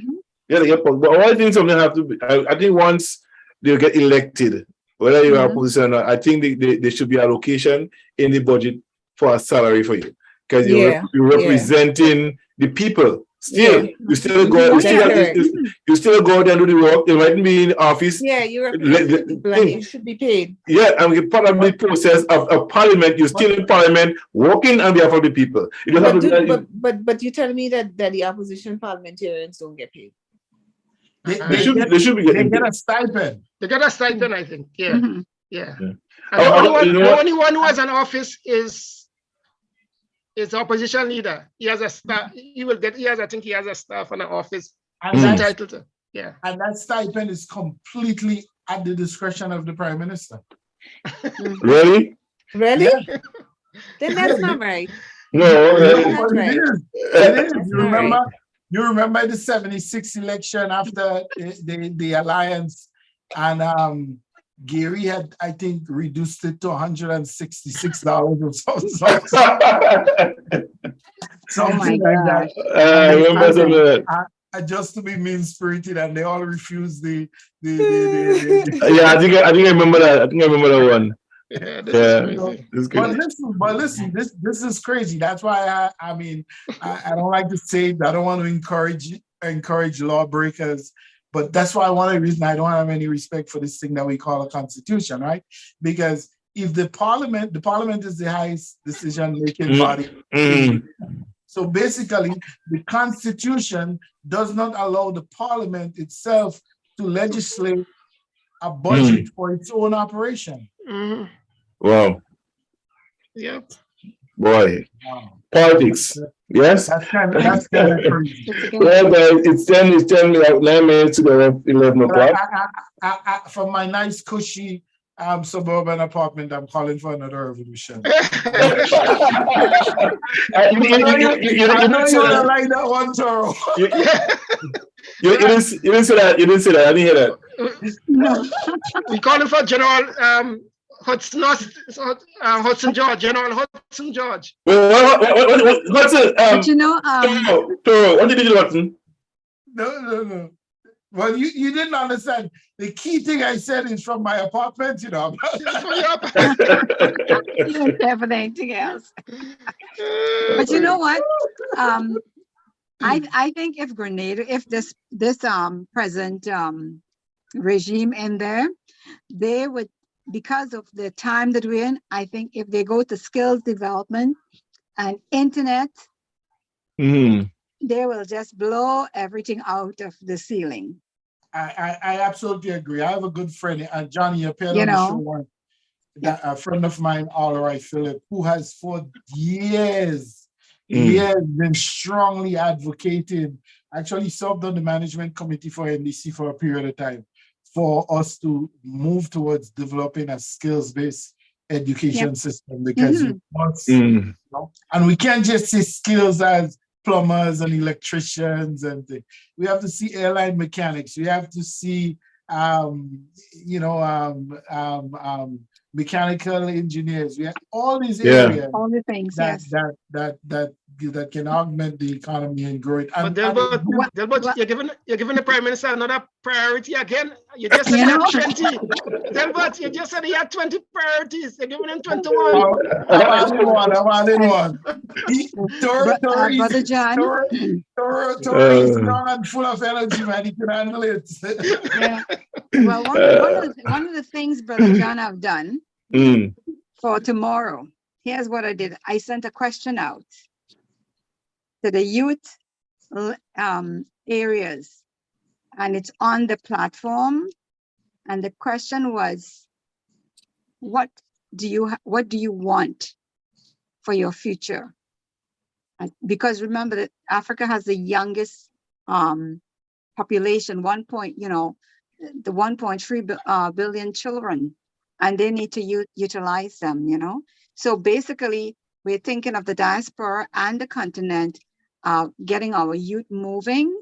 And so I send a question out so that when they will get a poll from it, because they have a huge platform of young people.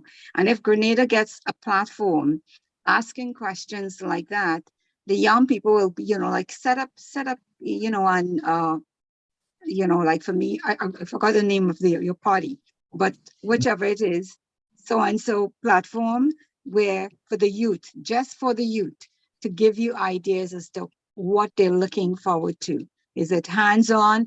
Is it illiteracy? Is it mechanics? Is it plumbing? So they're putting that together, and they just click and said to me, the volume of returns has been so much, it might pop their internet out there.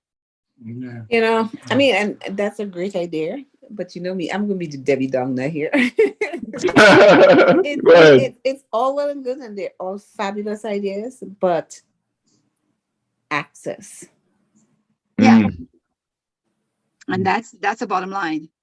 And Access. the reality is, does Grenada have internet? Sure it does. Does everyone have access to the internet? No, everyone And does. the I know access to everybody the runs internet. around town and they say, oh, this, that, and the other. It's on social media, Mm. Internet access is highly expensive, and a lot of Yeah. people do not have it. Yeah. Well, here in Canada, come next July, next August, there will be internet for all Canadians. Well, they're gonna have to do something out of a public Wi-Fi system in Grenada. But Yes. to back to the question of the party, right? Mm. The governments, and that was quite evident during the Obama years in the United States. Mhm. Obama, won and sort of abandoned the party that got him to the White House. Mhm. All right. Mhm. And in some ways, that's why he struggled to get his agenda through. Yeah. And NDC has thousands of supporters in the diaspora, whether it's located here in New York, Canada, London, Miami, all Mm. cities. They ought to be able, and maybe on the Prime Minister's next trip. I know the World Bank conference is coming up next month, so as Mhm. Minister of Finance, he might be representing the country. Let's put a real plan in place. $20 from 3,000 people every month. $20, not a lot. Yep. I know there are 3,000 people in the diaspora who would give Got it. easily. I agree. Easily Easy. give Mm. $20 a month, okay, for party work. That's $120,000 every month into the party coffers to do Mhm. real work to build the party, help the government get its That was message raised out. in 2008 with the whole NDC, and he never came to fruition. that was discussed. Yeah. That was part of the discussion. The party is struggling. They couldn't even pay the light bill. Yes. Come up with all kind of ideas. I always have fantastic ideas come up about, if every Grenadian did this and the other, and as I always say, that's why you hear when a lot of people start. Yeah. I'm not looking for every Grenadian. I'm looking for 1,000 from New York area, 1,000 Yeah, from but London, and 1,000 reality from is- Canada. From Canada. The reality is they Mm. talk a good game, but they don't spend a dime, and that's a fact. And Mm. the way my money going, Delbert, even my money, look, Look there, but no, just buy a new shirt, maybe thieving the money. You Look there, understand? going home on holiday. Look there, going home on holiday. Maybe he's spending the money, you know.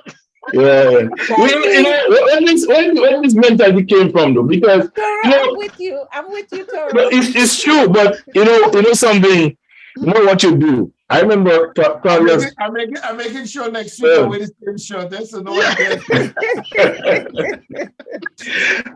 It happened in every aspect of our culture. You know, I remember sports in Peterborough and Paris George used to be putting the heart into getting stuff done. You know, in pocket sometimes, you know, to buy ball and to get bats and stuff for people. And people say they're thieving the money. You know, they're driving a new car, the same shoes. You see cars coming to park with, going park with the same shoes.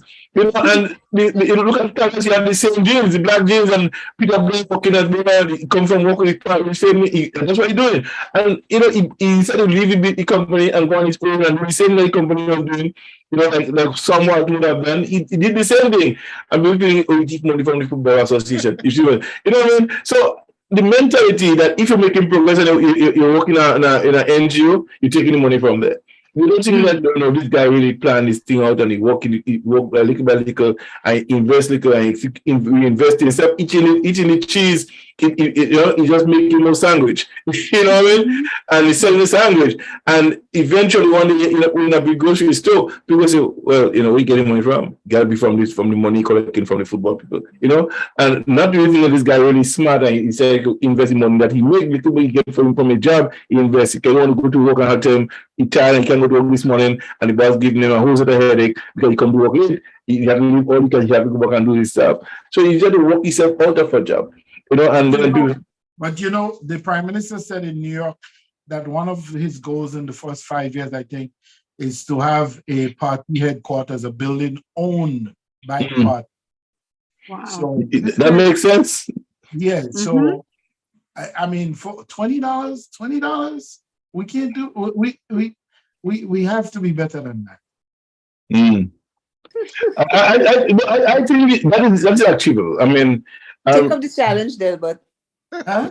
Yeah. Challenge. All right. Well, guys, it's time 11:01. I also want to do a final thoughts from everybody. I will start with Turo first. So you've been here first. So Turo, closing remarks. Closing remarks. I would say in terms of the Grenada politics, I think the Prime Minister must be given credit. He's trying his best with the cards he has been given. To manage his portfolio, manage the country, and manage the people around him. Not everybody around him is of his caliber and equal talent, so he has to manage them. So far, he's been doing a fairly good job, but at some point, people will start asking more questions, and not just people who didn't vote for him, his own supporters can start asking for questions. And again, I go back to the earlier point and make the transformational agenda. He needs to fine-tune it, explain a little bit what it is, and show more than just tell what the transformational agenda is by his action, what it is. And hopefully that will lead more people to get on board to help build the country and go forward. Right. Pastor Daphne? I think the structure of this transformational agenda that he has to be put together very quickly.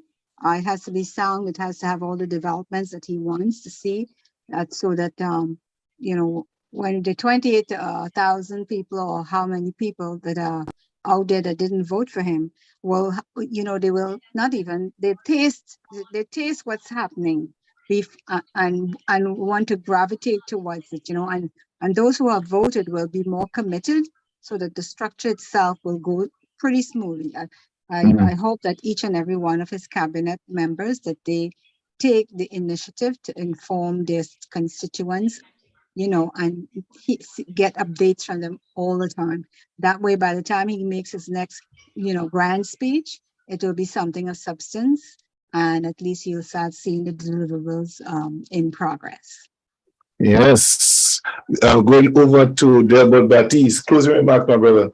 So what I would say is that I agree with Toro, but I want to just read quickly. There's a pamphlet, I guess, or an electronic bulletin that was put out by the government in the last 24 hours or so. Okay. That highlighted the top things that they've accomplished in the first 100 days. And it was removal of the school fees, payment of the doc salaries, payment of pension, systems being put in place for the twice monthly payment for public servants, cost of living relief measures, including they listed a number of things under that. The COVID stimulus package restructured. Yes. The civil aviation agreement to support airlift to Carriacou, and the ease of travel, the removal of the ED card for departing passengers, increased automated kiosks at the airport from 4 to 10. So they listed some of these. Now, none of them by itself is a huge thing, but these 8 things have sought to help them build political capital. And I think, I was critical in the first couple of weeks because I did not think that they were visible enough in saying what they were doing. You know, even if you're doing very good work and you're not telling people what you're doing, don't assume that they know. You know, messaging terror, messaging is really. But there's one thing about the list is that and as I mentioned earlier, and you and I talked about it. The PRG didn't have the constitution to deal with, right? A lot of most of the things mentioned they are not legislative achievement. I think that they were done by diktat. So, but at some point he will have to move to get a legislative achievement, and these are the things that matter. Why these things are good? I mean, you just start, and he had a great spirit to operate outside of the legislature. You have to move to get a legislative achievement, but not to take away, just mention. But Toro, in this British parliamentary democracy, the cabinet has enormous power. Yeah, we know that, but you know, it will come back to bite you at some point. If it I'm a big fan of the benevolent dictators. So. Yeah. When is your dictator? When is your dictator? Wow! Benevolent dictator. I love that one.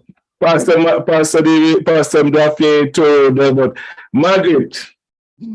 Well, you know, I pretty much agree with everything that the others have said before me, especially regarding the transformation process. That needs to be clearly defined so that people know exactly what they're working with and what they're working towards.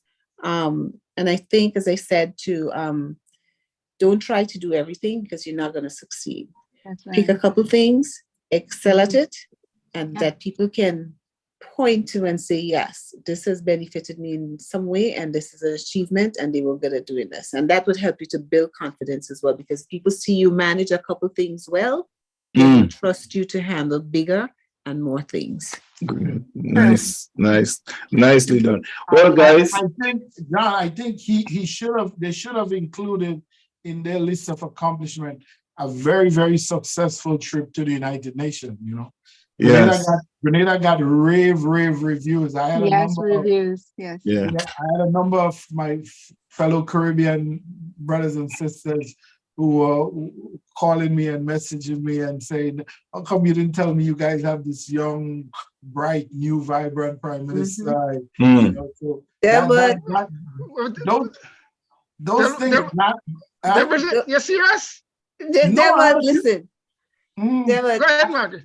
No, I was going to say, you know what? Listen, unless that in translate into real hard tangible goods, I don't care. No, the reality is the UN? Hold on a minute. Is the UN really relevant? Are you serious? But Delwood, I'm at your level. Honestly, Delwood. I mean, I don't listen to like budget unless I have to work, unless I'm assigned. Yeah. I mean, a budget presentation, a throne speech, and a speech to the UN by 2 other leaders. It's like a performance. It's like a calypso and going up there. Once you know your lyrics and you're keeping time with the musician, you're good to go, right? It's not like it's a heavy lifting. Well, all right. well, So I mean, that's you get a picture and you go back home, as Margaret say. You get a picture and you go back home. I mean, yeah, I mean, I'm glad our man went there and he made his first speech. But honestly, to pumping up any leader, I ain't saying it's just because Deacon Mitchell, any leader, especially a third world leader, and the people who matter, they are never in the room when these people are speaking. Biden left. Yep, that's true. Them men are That's never true. in the room. So you know, it's an empty room. that's You true. understand? They're speaking to an empty room. So here's the reason. I'm not taking it Here's from his the- presentation, but just saying the significant. Margaret was saying what at the end. Yeah. It comes back like to Mia Martin. Mia Martin give, and people think I'm not against Mia. Mia gives all the speech, but what has accrued from all these speeches Mia is giving? I like to hear good speeches. I like good speeches, right? And we like our Caribbean people and the songs. But I mean, at the end of the day, you know, like And here's the Bishop other has thing, been doing Kuro. good speeches. And Manny like- gave good Hold on. One time. Manny gave good speeches. Castro gave speeches. Bishop gave speeches. Bonham gave good speeches. Gaddafi, the one in Venezuela who died. Chavez. Like, you know what I mean? So, Yeah, and not only that too. I mean, nothing he said really was novel, because if you listen to all the speeches from the Caribbean, all the speeches from the Caribbean were the same thing. Exactly. They all said the same thing. but no, I think, okay, so here's why I think this was important. It was his first foray. Right, we agree on that. Yeah. Diplomatic, yes. And I dabble in the sort of international finance investment kind of space. And I had somebody send me a message, a contact of mine who is an investment banker in Switzerland, and sent me a message saying, Del, how come you have not contacted me, tell me what's going on in your country? Because he knows I'm from Grenada. And we were engaged in this conversation, and he said, listen, I heard their company had a representative, because a lot of the big sort of institutional investors are also at the UN General Assembly trying to make deals with small countries. Right. He said, I would have loved to, have my guy there who was at the UN for 3 days, have met you, So I think these things have a role to play. And guys, you remember how we felt, okay, coming out of the Gary thing, and Gary would go before the UN and talk his UFO, which is now popular, let's give up. Like you came back with a medical school, eh? Right. Yes. We used to laugh at Uncle, right? With the UFO and the cross up on and that shine right from up in the bus. Uncle never come back, but Uncle never come back empty-handed. He never come back empty-handed. But listen, when Morris and them started to travel and started making their speeches at the UN and non-aligned movement and things, it made us feel proud as a Canadian. I remember. No, we agree on the good feeling, you know. I mean, we agree on the good feeling. That's what we're saying. We agree on the good feeling. But beyond making it like the biggest whatever of the century, you know what I mean? Yeah. Like it's a novelty, you know. That's the issue we and Margaret are raising, you know. I didn't have to claim, like I think it was Blaise who made a speech. Oh yeah, when Reagan had gone to Grenada, and Blaise remarked, and the next day I went into work and I had to claim that I was Guyanese. I know. I don't blame you at all. That's what I don't blame you. No, I tell you, that was awful. I remember that. That was awful. Margaret, I went to work the next day. Yes, I went to work the next day. And that was embarrassing. Yeah, that was embarrassing. That was crazy. That was crazy one. A friend that I worked with at the time, and Reggie said, Del, what's going on? He said, I was looking at the news last night, and your president just embarrassed himself. I said, what are you talking about? I said, my first of all, we Lord. don't have no president. He said, whatever, president, whatever, I don't know, president. And you guys think Reagan?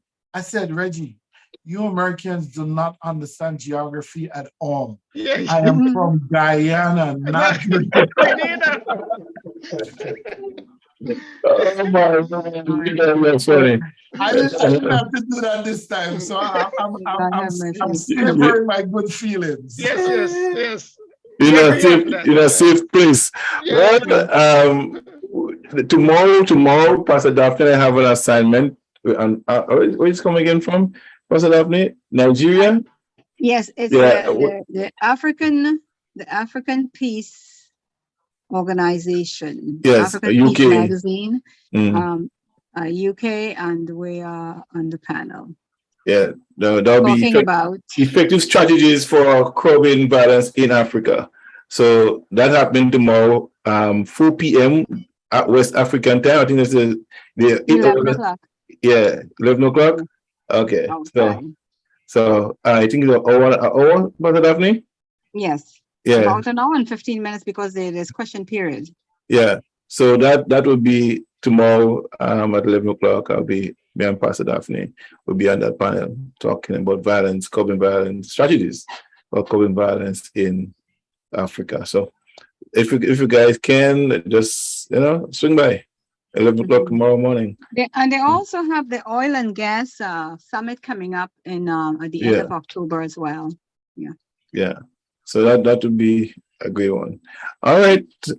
So again, I want to thank all of you for being here, and to those of you listening on the radio, those of you listening on Facebook radio, and those on YouTube. Again, I want to thank each and every one of you for listening and joining us every time.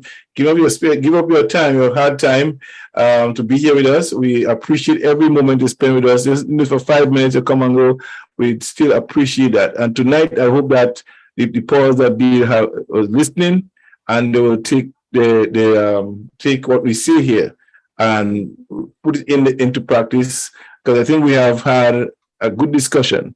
We have salt in it to season up the transformation agenda. And I think you're seriously thinking about going forward. There's a lot of people who want to go forward with them and want to see the change happening. People are yearning for change, and I think the Ghanaian people are ready for that change. Is the strategy and defining how that agenda will work. So I think that would be the heavy lift that has to be taking place, is how to implement and what it is, how do you define that to the people that want to follow. It's selling it, focusing on it, and telling people what is it, and they could carry that message across the nation. So again, I want to thank each and every one of you for this. We have the best Mitchell we say, and we like it. Naso?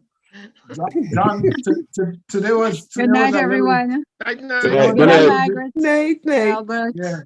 I miss Hudson tonight. I feel lonely, man. I miss Hudson. Miss Hudson, yeah, I don't know about your girlfriend tonight. Hudson went and cooked some oil down tonight, man. No, he practicing short knee. Oh my God! Yeah, I think we're trying to create a movie for Jennifer culture capital, man. Yeah. Yeah, working on that. Working on. All right, guys. Thank you guys again. Yeah. Yes, have a good All night. right. All right. All right. Yeah. Good night. All right. Bye. All right.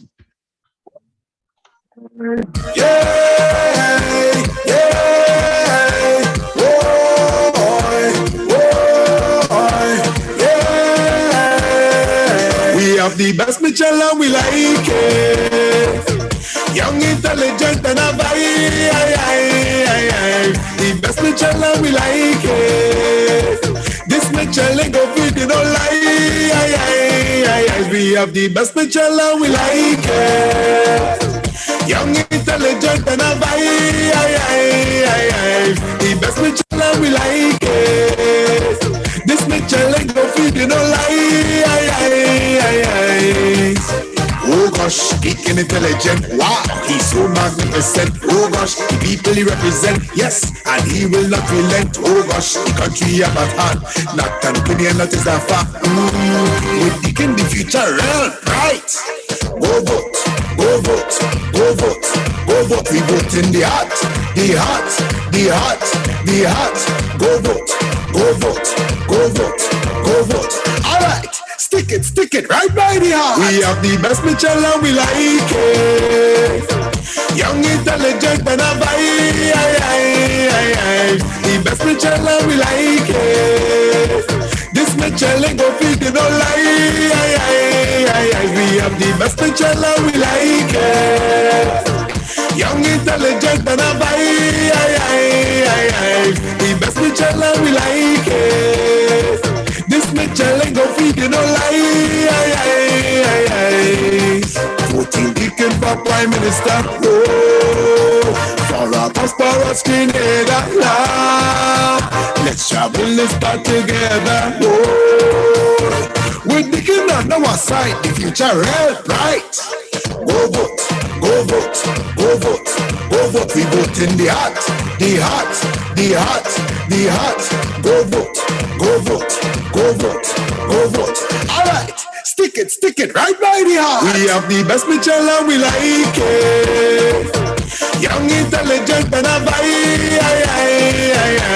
The best Mitchell and we like it. This Mitchell ain't go feed you no lie. We have the best Mitchell and we like it. Young, intelligent and a vibe. The best Mitchell and we like it. This Mitchell ain't go feed you no lie. We have a charismatic young leader. Carving a bright future is the mantra. Our sweet country going through it. The captain to steer the ship is Deacon Mitchell. Go vote, go vote, go vote, go vote. We vote in the heart, the heart, the heart, the heart. Go vote, go vote, go vote, go vote.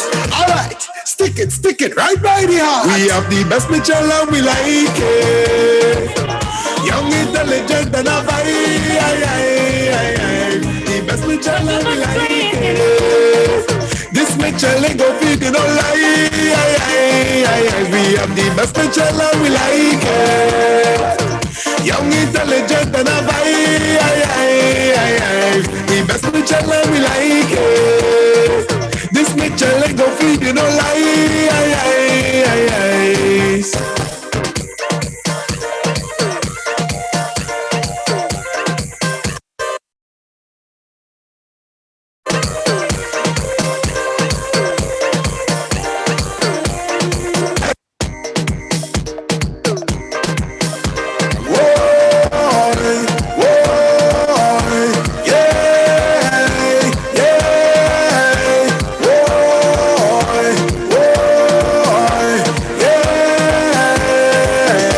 The best Mitchell and we like it. Young, intelligent and a vibe. The best Mitchell and we like it. This Mitchell ain't go feed you no lie. We have the best Mitchell and we like it. Young, intelligent and a vibe. The best Mitchell and we like it. This Mitchell ain't go feed you no lie. Oh gosh, speaking intelligent, wow, he's so magnificent. Oh gosh, the people he represent, yes, and he will not relent. Oh gosh, the country up at heart, not an opinion, that is a fact. With Deacon the future real bright. Go vote, go vote, go vote, go vote. We vote in the heart, the heart, the heart, the heart. Go vote, go vote, go vote, go vote. All right, stick it right by the heart. We have the best Mitchell and we like it. Young, intelligent and a vibe. The best Mitchell and we like it. This Mitchell ain't go feed you no lie. We have the best Mitchell and we like it. Young, intelligent and a vibe. The best Mitchell and we like it. This Mitchell ain't go feed you no lies. Voting Deacon for Prime Minister. Oh, for a prosperous Grenada. Let's travel this part together. Oh, We're digging on our side, the future real bright. Go vote, go vote, go vote, go vote. We vote in the heart, the heart, the heart, the heart. Go vote, go vote, go vote, go vote. Alright, stick it right by the heart. We have the best Mitchell and we like it. Young, intelligent, and a vibe. The best Mitchell and we like it. This Mitchell is how you do, how you do, how you do. I said, give me the game. I deserve it. Give me the game. It's mine. Give me the game. I deserve it. Give me the game. It's mine. Give me. Come on, get it. Give me.